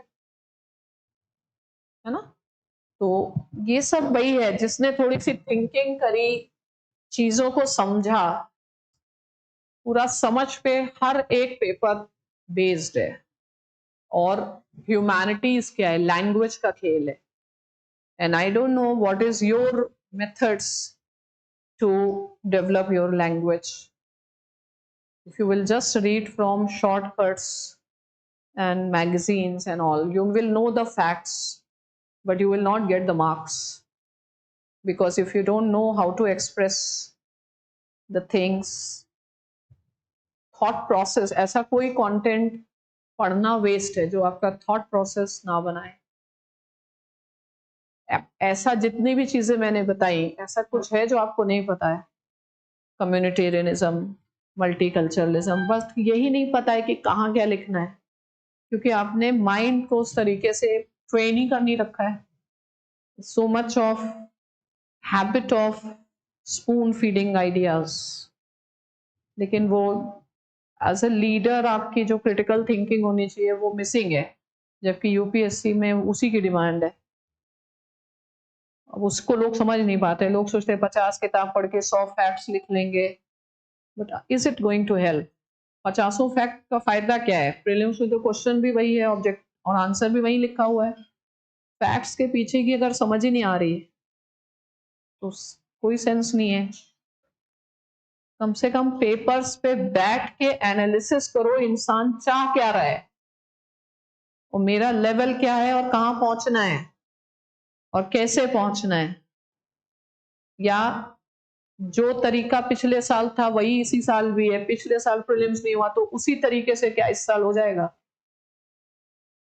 हो जाएगा, ठीक है। तो यूपीएससी में तो पढ़ाई बहुत कम करनी है, लेकिन you need lot of skills and approach की खेल अप्रोच का है। वरना कितना भी 100 बार शॉर्ट नोट्स बना लो और 100 बार रट लो तो भी कुछ नहीं कि कोई लिख लेगा। और जिसने सिर्फ एक क्लास का लेक्चर सुना और समझ लिया, समझदारी, वर्ल्डली वाइज, कॉमन सेंस, तुम लोग फिलोसोफर किंग वाले सेंस पे जाते हो। अच्छा अच्छा लिखेंगे, अच्छा अच्छा नोट्स बनाएंगे, बट उसकी जरूरत ही कहाँ पड़ती है? एशियन वैल्यूज, उसका आइडिया आना चाहिए। इतना डिमांड कुछ और है, आपका प्रिपरेशन कुछ और ही चलता है। And in all subjects unfortunately, पता नहीं, मैं हर बार ये रिपीट करती हूँ कि शायद कभी किसी क्लास में किसी को तो अकल आ जाए। आती है कि नहीं है that I don't no, but उसको समझ लीजिए कि फैक्ट्स भी पढ़ना है तो कैसे पढ़ना है। अगर किसने टोटलिटी में इतना ही ब्रॉडली समझ डेवलप की होती कि ह्यूमन राइट्स ये है, कल्चरल रिलेटिविज्म ये है, दिमाग का घोड़ा दौड़ाया होता तो 7वें घोड़े पे होते आप, है ना। लेकिन समस्या क्या है कि it's a donkey style of studies that have been promoted in the schools and all. गधा बना देते हैं और गधे जैसे फैक्ट्स लाद देते हैं सिर पे, और बच्चों की क्रिटिकल एबिलिटी और थिंकिंग सब खत्म कर देते हैं, और सारे लोग बन जाते हैं चतुर। और सीट ले जाता है रणछोड़ दास, है ना। तो हमारा पढ़ाई का जो स्कूलिंग का सिस्टम कैसा है, वही तो है। इतना फैक्ट, बच्चे को फोकस कर दो, मार्क्स आ जाए, टीचर लिख के दे रहा है, रट ले रहे हैं बच्चे। वही 12th तक चलता है, तो 12th तक की हैबिट को आपको छोड़ना पड़ेगा। ग्रेजुएशन में कोई पढ़ाई करता नहीं इंडिया में, है ना। और सीधे जब आप इस पे आते हैं तो वो बहुत गैप है between your way of studies, because अब आप बच्चे नहीं हैं, इसके बाद आपको जिम्मेदारी लेनी है, देश की जिम्मेदारी लेनी है। तो क्या उसको जिम्मेदारी दी जाएगी जिसके पास फैक्ट्स हैं हाथ में, और जिसको यूज पता ही नहीं है। यहाँ पे अगर कोई सोचे तो ह्यूमैनिटीज में तो एक बार पढ़ के अगर कंसेप्ट आ गया तो दोबारा, इसीलिए मैं कहती हूँ पॉलिटिकल साइंस में रिवाइज लोग क्या चीज करते हैं हम यही नहीं जान पाए आफ्टर क्लास। अगर आपको पता चल गया कि कल्चरल रिलेटिविज्म ये है, मल्टीकल्चरलिज्म ये है, तो क्या रिवाइज करते क्या हो, और जो करने के बाद क्या उसका कोई आउटकम के बारे में सोचते हो। अभी जितनी चीजें मैंने डिस्कस करी, जिन्होंने भी पूरा क्लास इसका खत्म हुआ होगा, ऐसा नहीं है कि उसको नहीं पता होगा, लेकिन ये नहीं पता होगा कि कहां पे क्या लगा देना है। तो तरीका बदल लो तो आराम से जिंदगी कट जाएगी, हंसते हंसते, कुछ नहीं रहेगा। बट अगर आप अपना वो तरीका नहीं बदलेंगे, डर के चीजें करना, अंडर कॉन्फिडेंस से करना, खुद पर कभी विश्वास ही नहीं रखना, लोग 3 की जगह 4, 4 की जगह 3, पता नहीं क्या क्या करके आते हैं पेपर में। तो ऐसे कैसे, मतलब that is all, it is all personality, it is hardly UPSC is not academics at all. It is all rhetorics, game of language, communication. ये सब पेपर को communication, deconstruction, language, thinking के फॉर्म में देखना है, उसके बिना नहीं हो सकता है। चलो अब नेक्स्ट क्या है, विमर्शी लोकतंत्र नागरिकों के मध्य सार्वजनिक मुद्दों के संबंध में लोकतांत्रिक निर्णयन को बढ़ावा देने का प्रयास करता है, इसकी विवेचना कीजिए। आधे लोग तो हिंदी इंग्लिश में फेल हो जाते हैं, है ना। हिंदी इंग्लिश जब पास नहीं हो पा रहे हो तो पॉल साइंस का पेपर तो कहाँ ही चेक होगा। चलो, deliberative democracy seeks to promote democratic decision making about public issues among the citizens. इस पेपर को इस क्वेश्चन को करने के लिए क्या पॉलिटिकल साइंस की भी नॉलेज चाहिए थी? क्या ये जीएस में नहीं आ सकता? ठीक है, तो जैसे ही डेलिब्रेटिव डेमोक्रेसी का क्वेश्चन देखते हैं आधे लोगों के हाथ पैर फूलने लगते हैं, जबकि इसमें कुछ है ही नहीं। कहां से इसको क्वेश्चन को करोगे? Deliberative democracy seeks to promote democratic decision making about public issues among citizens. क्या लिखना चाहिए इसमें? एरिस्टोटल को छोड़ दो, मर चुका है वो।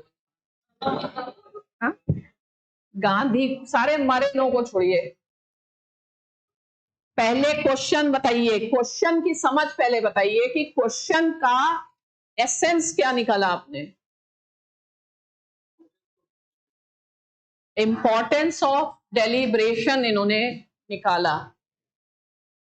पूरे में इंपॉर्टेंस ऑफ डेलिब्रेशन था या और भी किसी चीज का इंपॉर्टेंस है? ऐसी बातें ना बताओ जो यहां लिखी नहीं, पहले इतने में ही पहले बताओ। हाँ, promote democratic decision making about public issues। किस टॉपिक का ये क्वेश्चन है?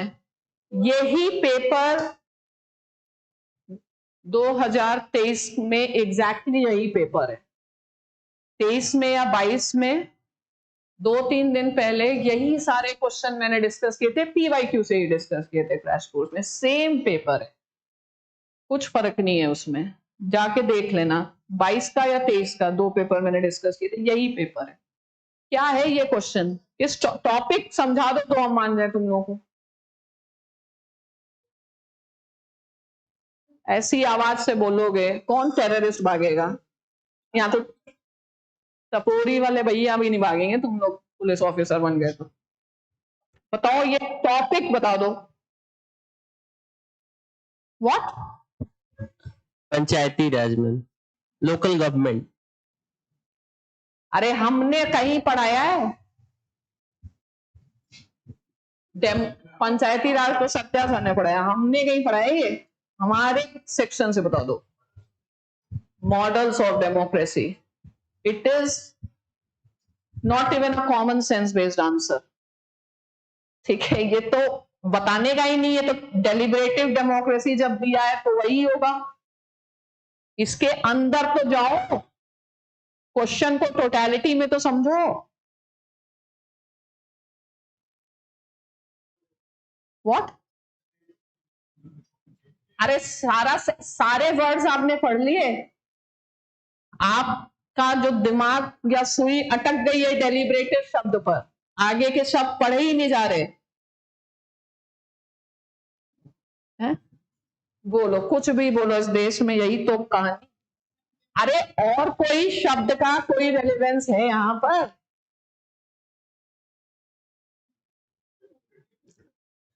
किन लोग बीच में आ गए, यही समस्या है। Decision making, democratic decision making about public issues, किसी ने कभी बोला है पॉल साइंस में? हाना अरेंट ने बोला है। और है? तुम लोगों ने तो पढ़ा ही नहीं है ना, अभी तुम लोग छोड़ दो। है?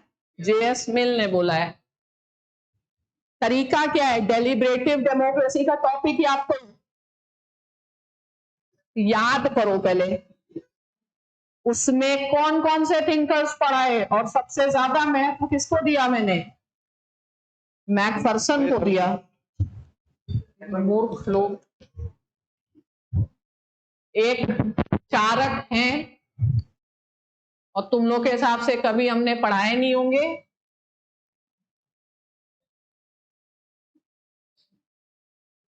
हैबरमास ने बताया है डेमोक्रेटिक डिसीजन मेकिंग चाहिए, क्राइसिस ऑफ लेजिटिमेसी। तो जो सबसे मेन पर्सनैलिटी है वो उसी की बातें नहीं करते। और करो जाके आंदोलन का बैठ के, सब बैठ रहे थे ना आंदोलन में, यहां लाओ आंदोलन, क्योंकि आंदोलन का जो ऑब्जेक्टिव है ना वो इसी रास्ते से मिल सकता है, और कोई रास्ते, सड़क वाले रास्ते से तो नहीं मिल सकता है। अगर आप आंदोलन के ऑब्जेक्टिव को भी फुलफिल करने वाले थे तो पहले यहां, यही तो रास्ता है पॉलिसी मेकिंग में। तो हैबरमास नहीं याद आया? तो कोई भी इंसान जिसको डेलिबरेटिव डेमोक्रेसी के बारे में आंसर लिखना है, कम से कम सोचना तो चाहिए कि हैबरमास आना चाहिए फर्स्ट। हैबरमास ने तो, कौन स्कॉलर डेमोक्रेटिक डिसीजन मेकिंग की बात कर रहा है on public issues? Hannah Arendt इतना नहीं कर रही, वो तो टोटलिटेरियनिज्म के अगेंस्ट बात कर रही। पब्लिक इश्यूज में डेमोक्रेटिक डिसीजन मेकिंग नहीं होती तो क्या होता है? Crisis of legitimacy. तो इसलिए चाहिए डेलिबरेटिव डेमोक्रेसी। कैसे चाहिए? तो किस टॉपिक पर यह क्वेश्चन है? क्राइसिस ऑफ लेजिटिमेसी पे पहले क्वेश्चन है, होगा? चलो लिखना है, लिखो इसको जल्दी, स्ट्रक्चर लिखो, पूरा मत लिखो। डेलिबरेटिव डेमोक्रेसी, मेरा क्लास भी है, seeks to promote democratic decision making about public issues among the citizens। ठीक है, इसको डिस्कस करना है।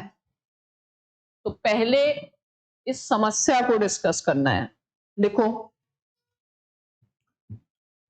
देखो, one of the central theme of political philosophy is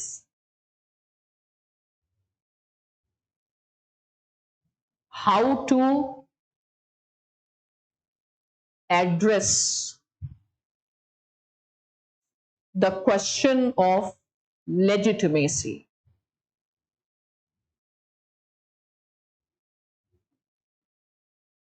As acknowledged by Rousseau, even the strongest man is never strong enough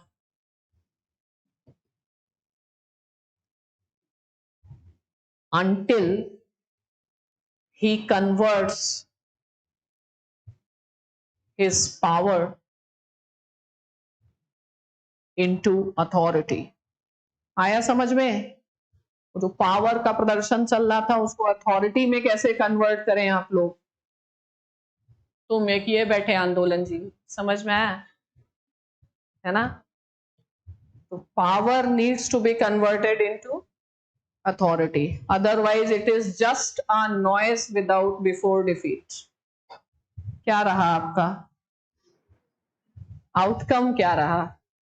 जो भी आपने किया वो नॉइस ही था. Is it going to lead any structural change? क्या चाहिए? अथॉरिटी में आना है. ठीक है, all those who want to change, they should be in authority, but once they come into authority they become resistant to change, rather they change themselves. ठीक है, तो यही तो हुआ, पावर करप्ट्स. तो जितने बड़े बड़े रेवोल्यूशनरी आए, यूएसएसआर से लेके चाइना तक, चाइना से लेके क्यूबा तक, ultimately they themselves became status quest. तो जब बड़ी बड़ी बातें करते हो तो उस पर थोड़ा स्टिक भी करो और इंश्योर करो कि जब मैन ऑफ अथॉरिटी बनोगे तो याद रखोगे कि नहीं रखोगे, वरना तुम्हारा you will be another cog in the wheel. How many election commissioners people know other than TN Session? I even don't know his present election commissioner. You understand this? I don't have any interest to know. Fine. So how many officers people know? तुम्हारा officer बनना या नहीं बनना से कोई फर्क ही नहीं पड़ता है. There are only handful of officers. अगर आपसे कहा भी जाए कि 10 बढ़िया सिविल सर्वेंट्स ने जिन्होंने देश के लिए काम किया नाम बताइए, तो याद करना पड़ेगा. I तो don't even remember more than 2-3. तुम लोग को गवर्नेंस वाले उन्हें पढ़ाया होगा, 10-15 पता होंगे. 10-15 ऑफिसर से ज्यादा आप नाम जानते हैं, और सब देश सुधार करने निकले थे, है ना? बट ठीक है, आपका सुधार खुद का हुआ, but you have become a part of the same system, cog in the wheel. Anyway, even if you are, power needs to be converted into authority. Fine. तो अब और क्या लिखना है इसमें? अब लिखो, right, if states suffer from crisis of legitimacy, it leads to governability crisis.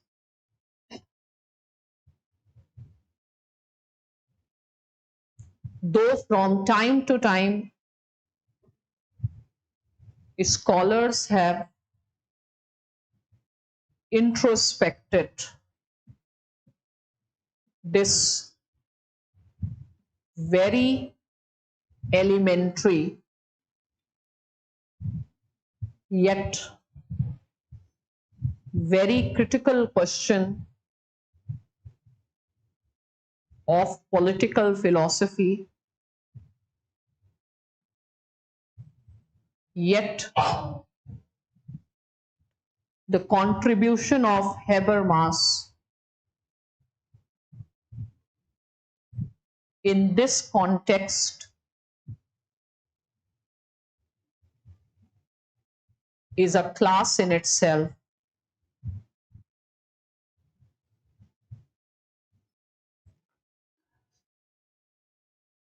Right? Looking at the state of democracies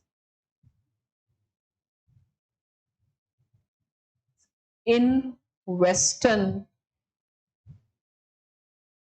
countries,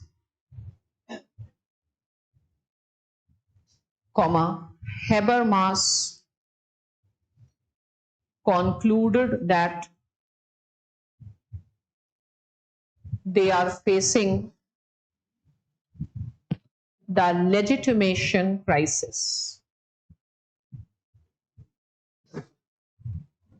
The reason behind the legitimation crisis was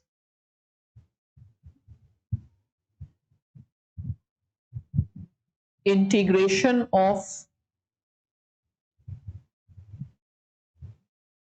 political sphere with the economic sphere,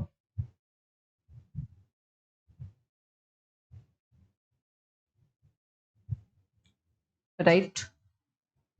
A state came forward to address the problems of economic sphere created by the inherent contradictions of capitalism. हम थोड़ा तुम्हारे high level का answer लिखवा दे रहे हैं, इससे कम भी level लिखता तो सही है, लेकिन जानकारी के लिए लिखा दे रहे हैं, लैंग्वेज जिससे आप थोड़ा सीख लें, ठीक है? आप सिंपलर भी लिख सकते हैं, but purposefully I am giving you way to develop your language. क्या लिखा है हमने कि क्राइसिस ऑफ लेजिटिमेसी क्यों डेवलप होती है? When political sphere start taking the burden of the economic sphere, right? If economic crisis leads to the economic crisis bracket में लिखो of economic sphere leads to crisis of rationality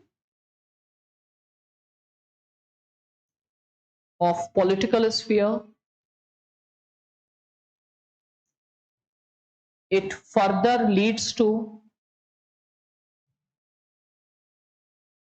motivational crisis in the socio-cultural sphere.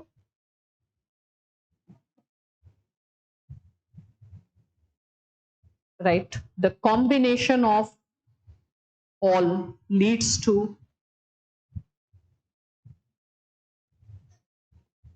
legitimation crisis.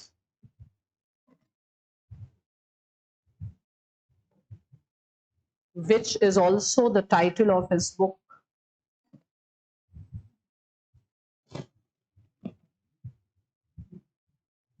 Next, in his book, Structural Transformation of Public Sphere,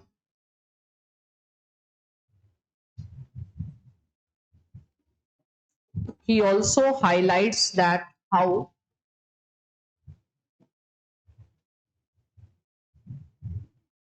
after French Revolution, the bourgeois class monopolized the public sphere. तो French revolution public sphere से हुई थी, लेकिन फिर bourgeois ने media और इन सबको monopolise कर दिया. अब लिखो, hence to address the crisis of legitimacy faced by liberal states due to the close integration between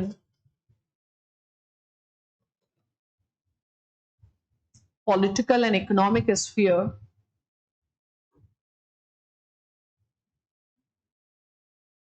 he recommends inverted commas में उसका की टर्म लिखो, decolonisation of life world. Public sphere को डीकोलोनाइज करिए, decolonisation of life world. तो media को जो वहां पे कोलोनाइज करा उसको, right. He suggest to promote, inverted commas में लिखो, communicative action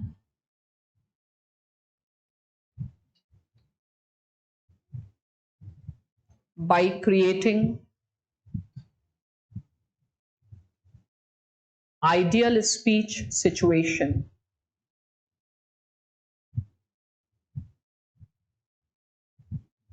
right? Later on, he developed his discourse ethics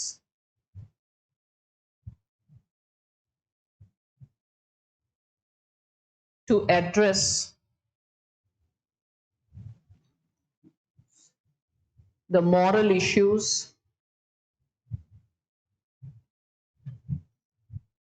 by creating a procedure where free deliberation is possible.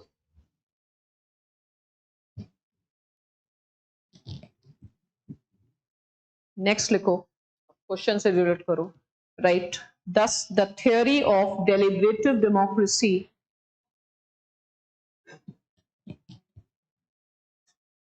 is basically the theory of legitimacy of state.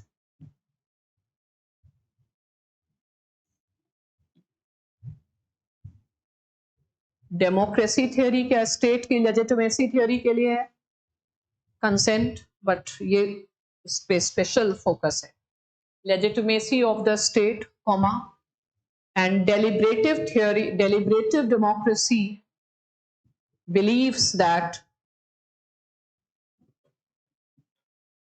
the only way to address the crisis is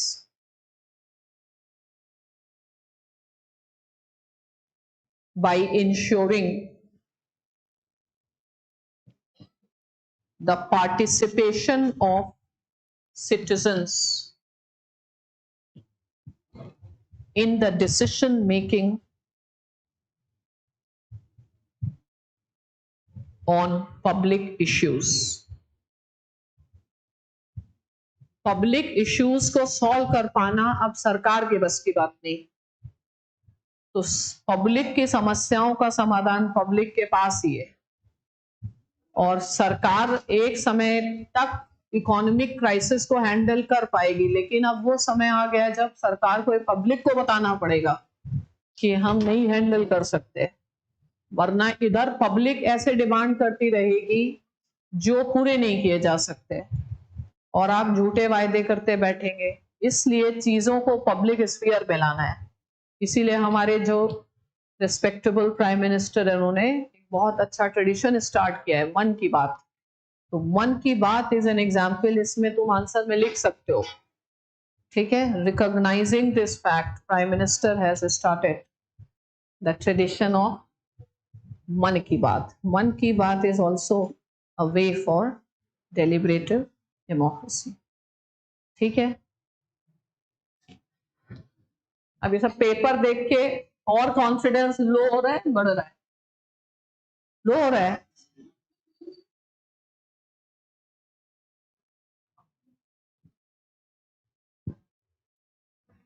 धर्मशास्त्र व्यक्तियों और समुदायों के लिए कर्तव्य केंद्रित विश्व दृष्टिकोण प्रस्तुत करता है। अब ऐसा हो गया, हिंदी इंग्लिश लगती, इंग्लिश हिंदी लगती है। जब हम लोग छोटे थे तब पहले हिंदी को इंग्लिश में ट्रांसलेट करते थे, फिर बोलते थे, ठीक है। अब वो भाषा एलियन लगने लगी, ये भाषा अपनी लगने लगी। धर्मशास्त्र present a duty centric world view for individuals and communities. Comment करो, कमेंट है हिम्मत धर्मशास्त्र पे कमेंट करने की है?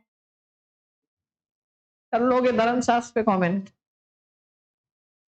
नहीं करोगे, क्वेश्चन ही छोड़ देना, ठीक है। कह देना इट इज बियॉन्ड कॉमेंट। ठीक है, धर्म शास्त्र प्रेजेंट, क्या लिखना था इसमें answer? Dharma Shastra present are duty centric world view for individuals and communities. Liberalism कहां से आया? लिबरलिज्म का ड्यूटी से कोई संबंध नहीं। Liberalism is about freedom not duty. धर्म Shastra present a duty centric world view for individuals and communities. लिखो पहले पॉइंट नंबर 1, धर्म shastras represent one of the two prominent Hindu traditions, the other being Danda Shastras.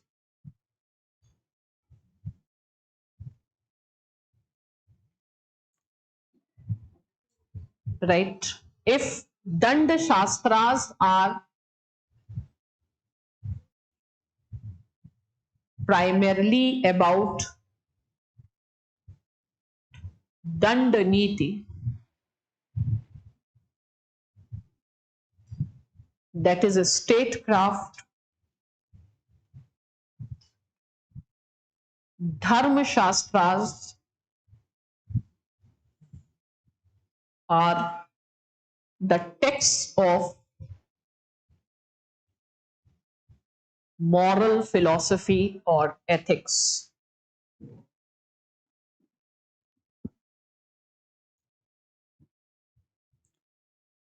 Right? Right. At the same time, we should not ignore the fact that India is known for continuity than change,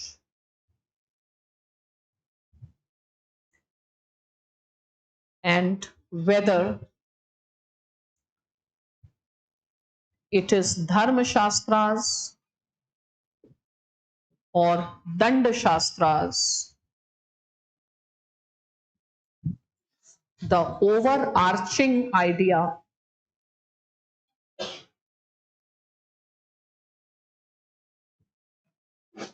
in Hindu texts is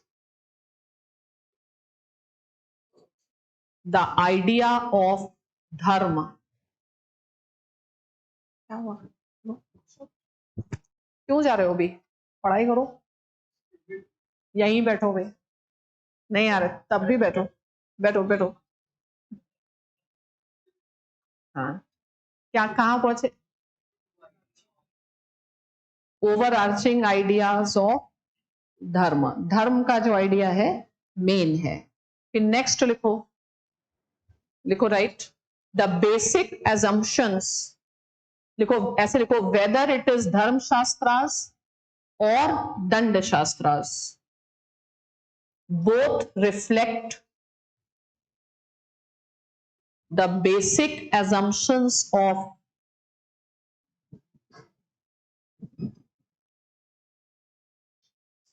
Hindu world view।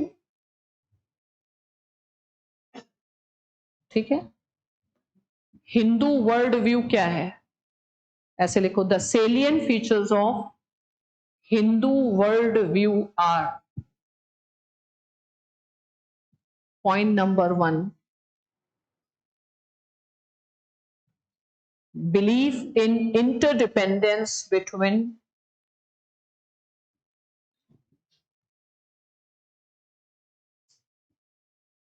individual and community।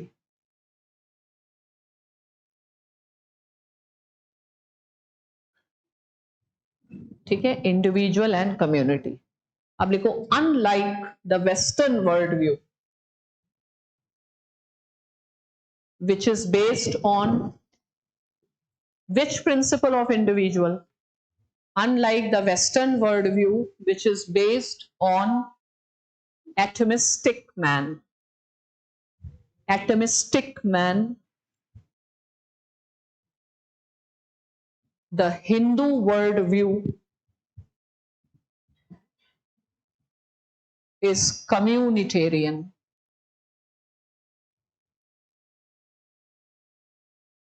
Right? Hinduism rejects identity, independent identity of individual,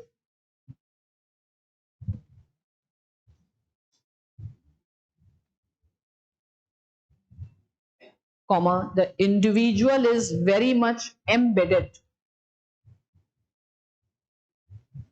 in his community.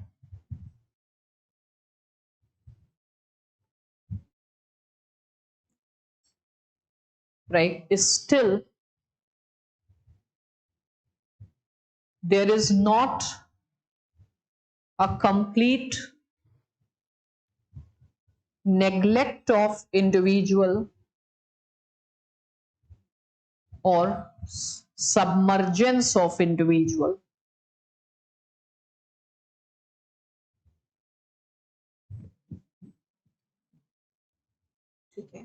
Right? The very idea of advancing that that there is an interdependence between the two leads to a very obvious sense of primacy to duty over rights.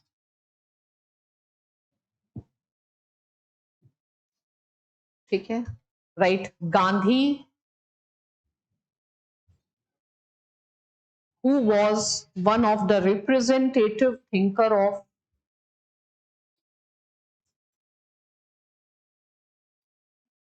Hindu worldview, held that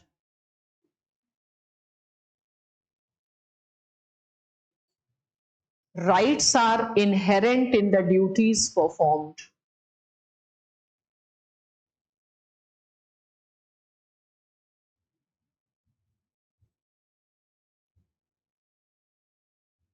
Right? The idea of duty is considered as dharma. What is dharma in India? Virtue, virtuous action. Idea of dharma, comma, a term for virtue or the right conduct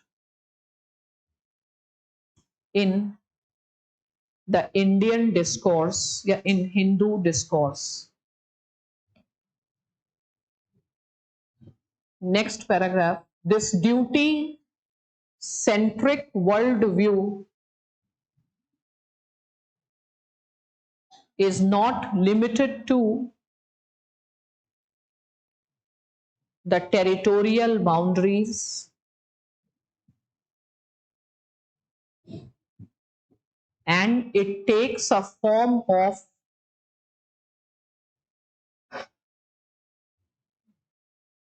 two very defining ideas of this worldview. Bharat के world view के क्या दो defining ideas आपको पता है? Second, सर्व धर्म समभावनी. पहला लिखो, पहला तो सही है, cosmopolitan world view. Second, integral humanism. Integral human, Deendayal Upadhyaya नहीं, जनरल है, मतलब यूनिटी इन डाइवर्सिटी आप बोल सकते हैं, या सब लोग लिंक्ड है. ठीक है, तो कमेंट करिए, क्या कमेंट करेंगे? इसी में लिखो 10. It would be right to say that unlike Western world,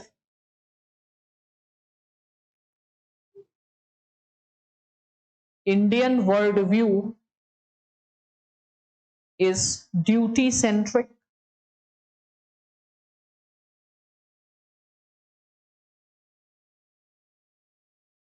Right? Today, there is a wider recognition of this worldview at the global level.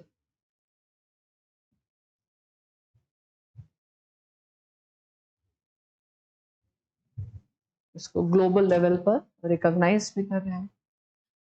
Now, legitimacy adds positive value to political authority and obligation. Political value कैसे add करती है legitimacy? Adds positive value. Positive value क्या मतलब हुआ? Political authority and obligation.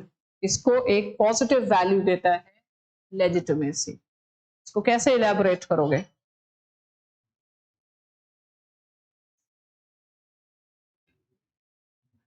क्योंकि अगर legitimacy नहीं होगी तो कैसे रूल करना पड़ेगा?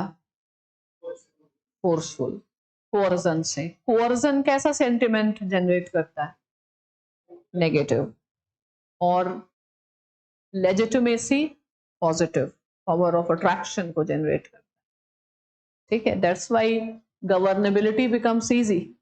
हाँ, तो legitimacy adds positive value to political authority and legitimacy. तो इसको जरा पॉइंट्स में केवल लिखो. पॉइंट नंबर फर्स्ट क्या लिखना चाहिए यहाँ पे? पहले लिखना चाहिए कि man is by nature a social animal.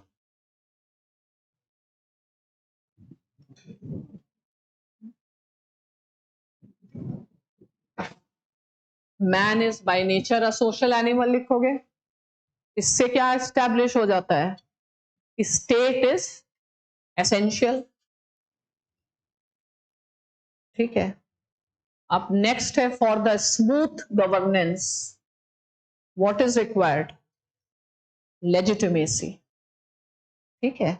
For a smooth governance it requires legitimacy.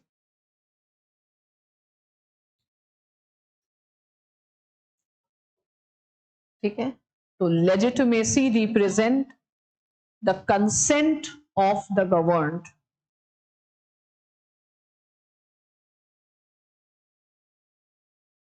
Consent of the governed means governed understand the righteousness of the use of authority.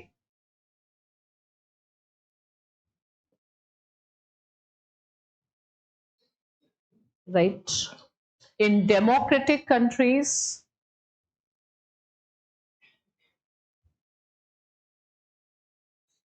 the legitimacy is exercised through periodic elections,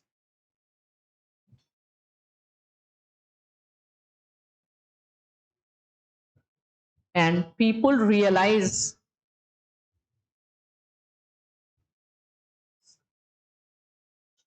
the exercise of authority, the expression of their free will,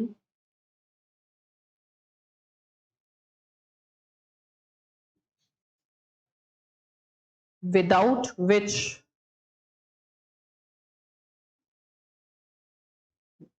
governments will have to resort to the greater use of violence,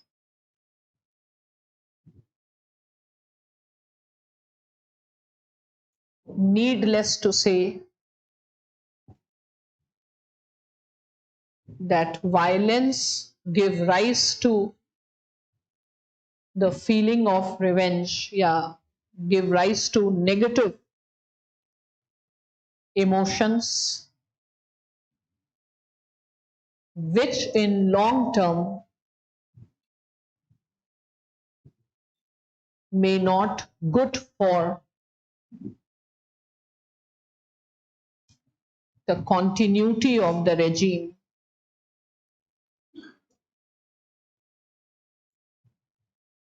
Hence, states use various means like rule of law, fundamental rights, welfare provisions, and even the propaganda to generate the positive sentiment for the exercise of authority.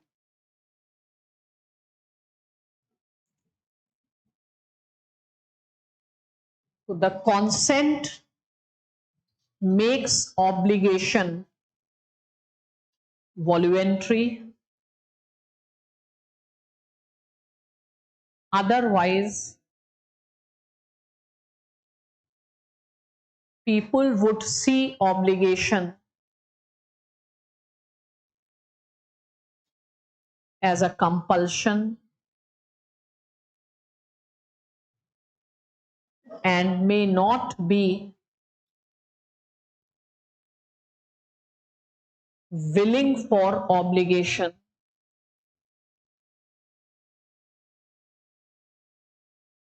for long.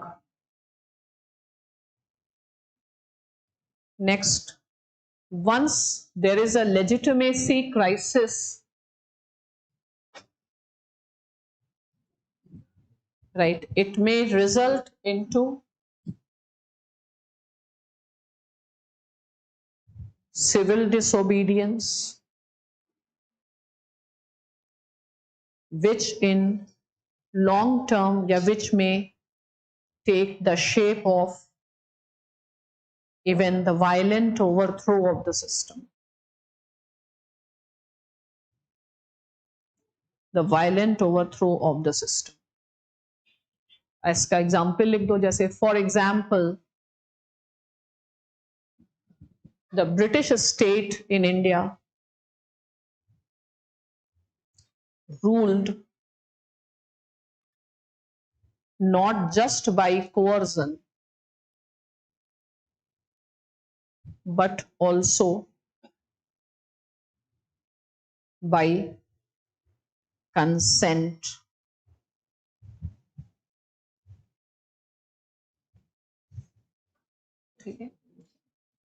Now critically examine Plato's theory of forms. Plato theory of form आपको पता है? Theory of idea. क्या है theory of idea? Plato's conception of reality, that idea is real, and this conception of reality comes when Plato discusses Socrates' theory of knowledge. Fine. And Plato's theory of form is a combination of Plato's epistemology, Plato's ontology, and Plato's metaphysics, along with Plato's politics. And in order to explain his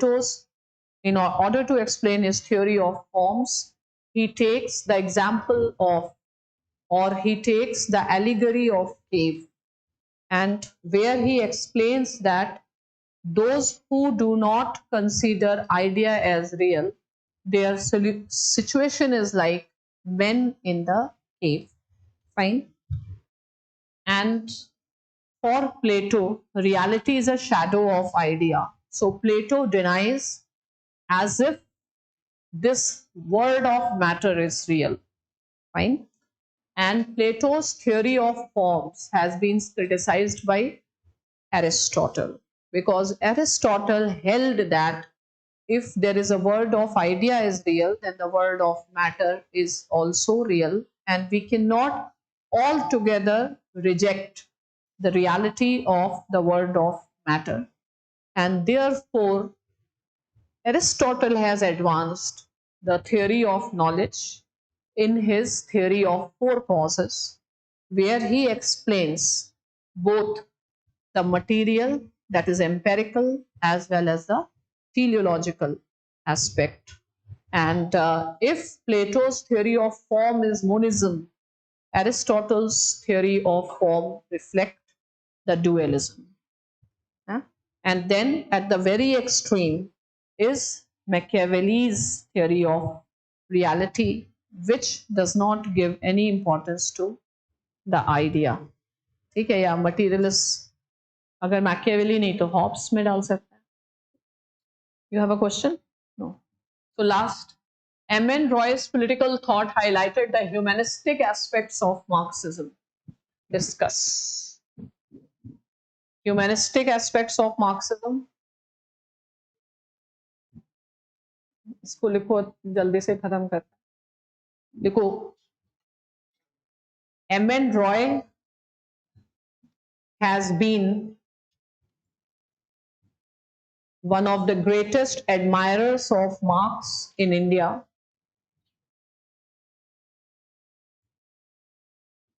And considered Marx as the liberator of the society.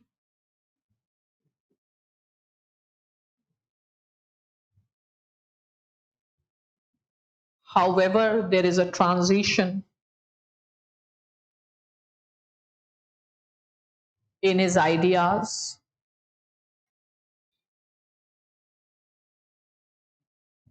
After he developed dispute with Lenin at the Second Communist International,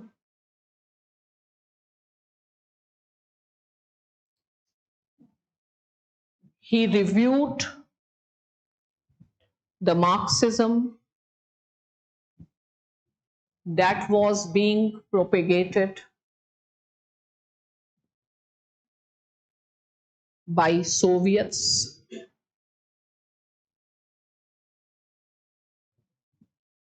which can be considered as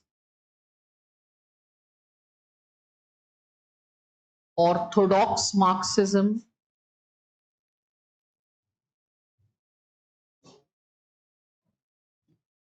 he reviewed the doctrines of Marxism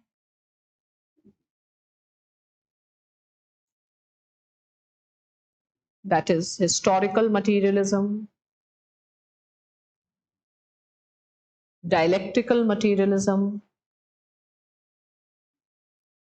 class struggle, and so on. The essence of his criticism was that the Soviet brand of Marxism has undermined the humanist and even the existentialist trends in Marx.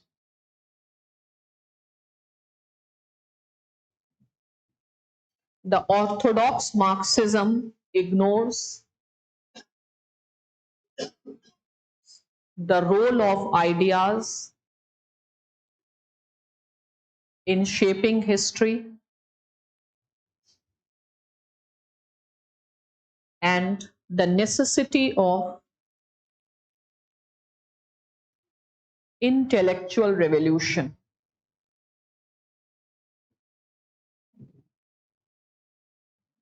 Thus, he brings forward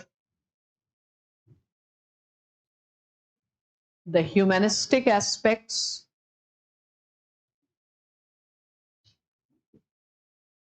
at par with Sartre's existentialism. Sartre's existentialism, Sartre, ठीक है. अब देखो, at the center of his philosophy lies human in its radical form,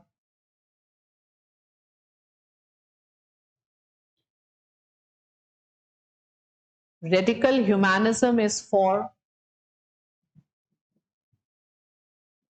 the liberation of humans from all sorts of collective ego. The components of radical humanism includes freedom, reason and ethics,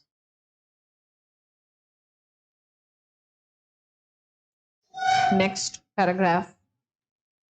While revising Marxism, he continued to believe himself as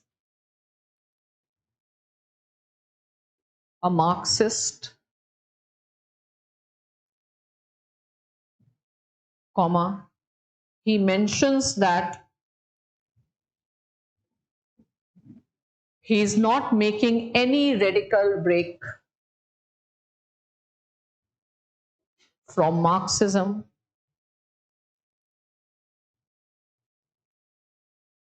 and simply bringing out the humanistic elements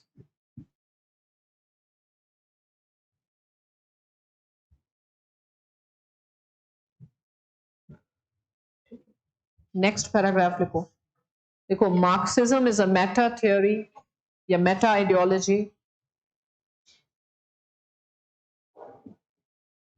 and there are internal debates within Marxism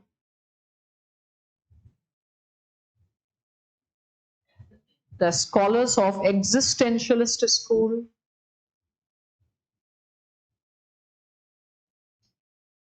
and Frankfurt school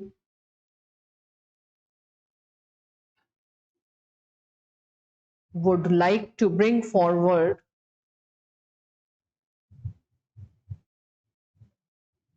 the humanist elements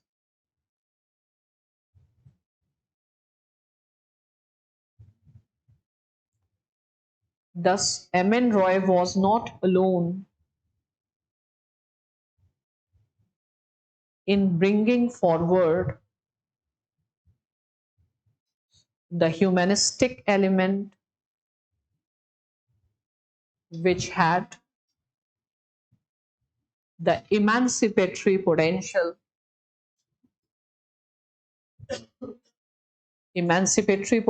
of Marxism in opposition to the political Marxism which was practiced by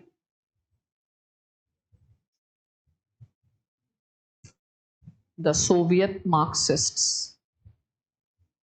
ठीक है अब तो तुम लोग वैसे ही थक गए होगे है ना क्लास है ना क्लास ऐसे ही में जाओगे क्लास और तो आईआर का पेपर तो आए अभी एक ही साथ मेरा भी तो क्लास है इसके बाद करते हैं संडे को ही हो सकता है संडे या Saturday I do will inform हाँ चलिए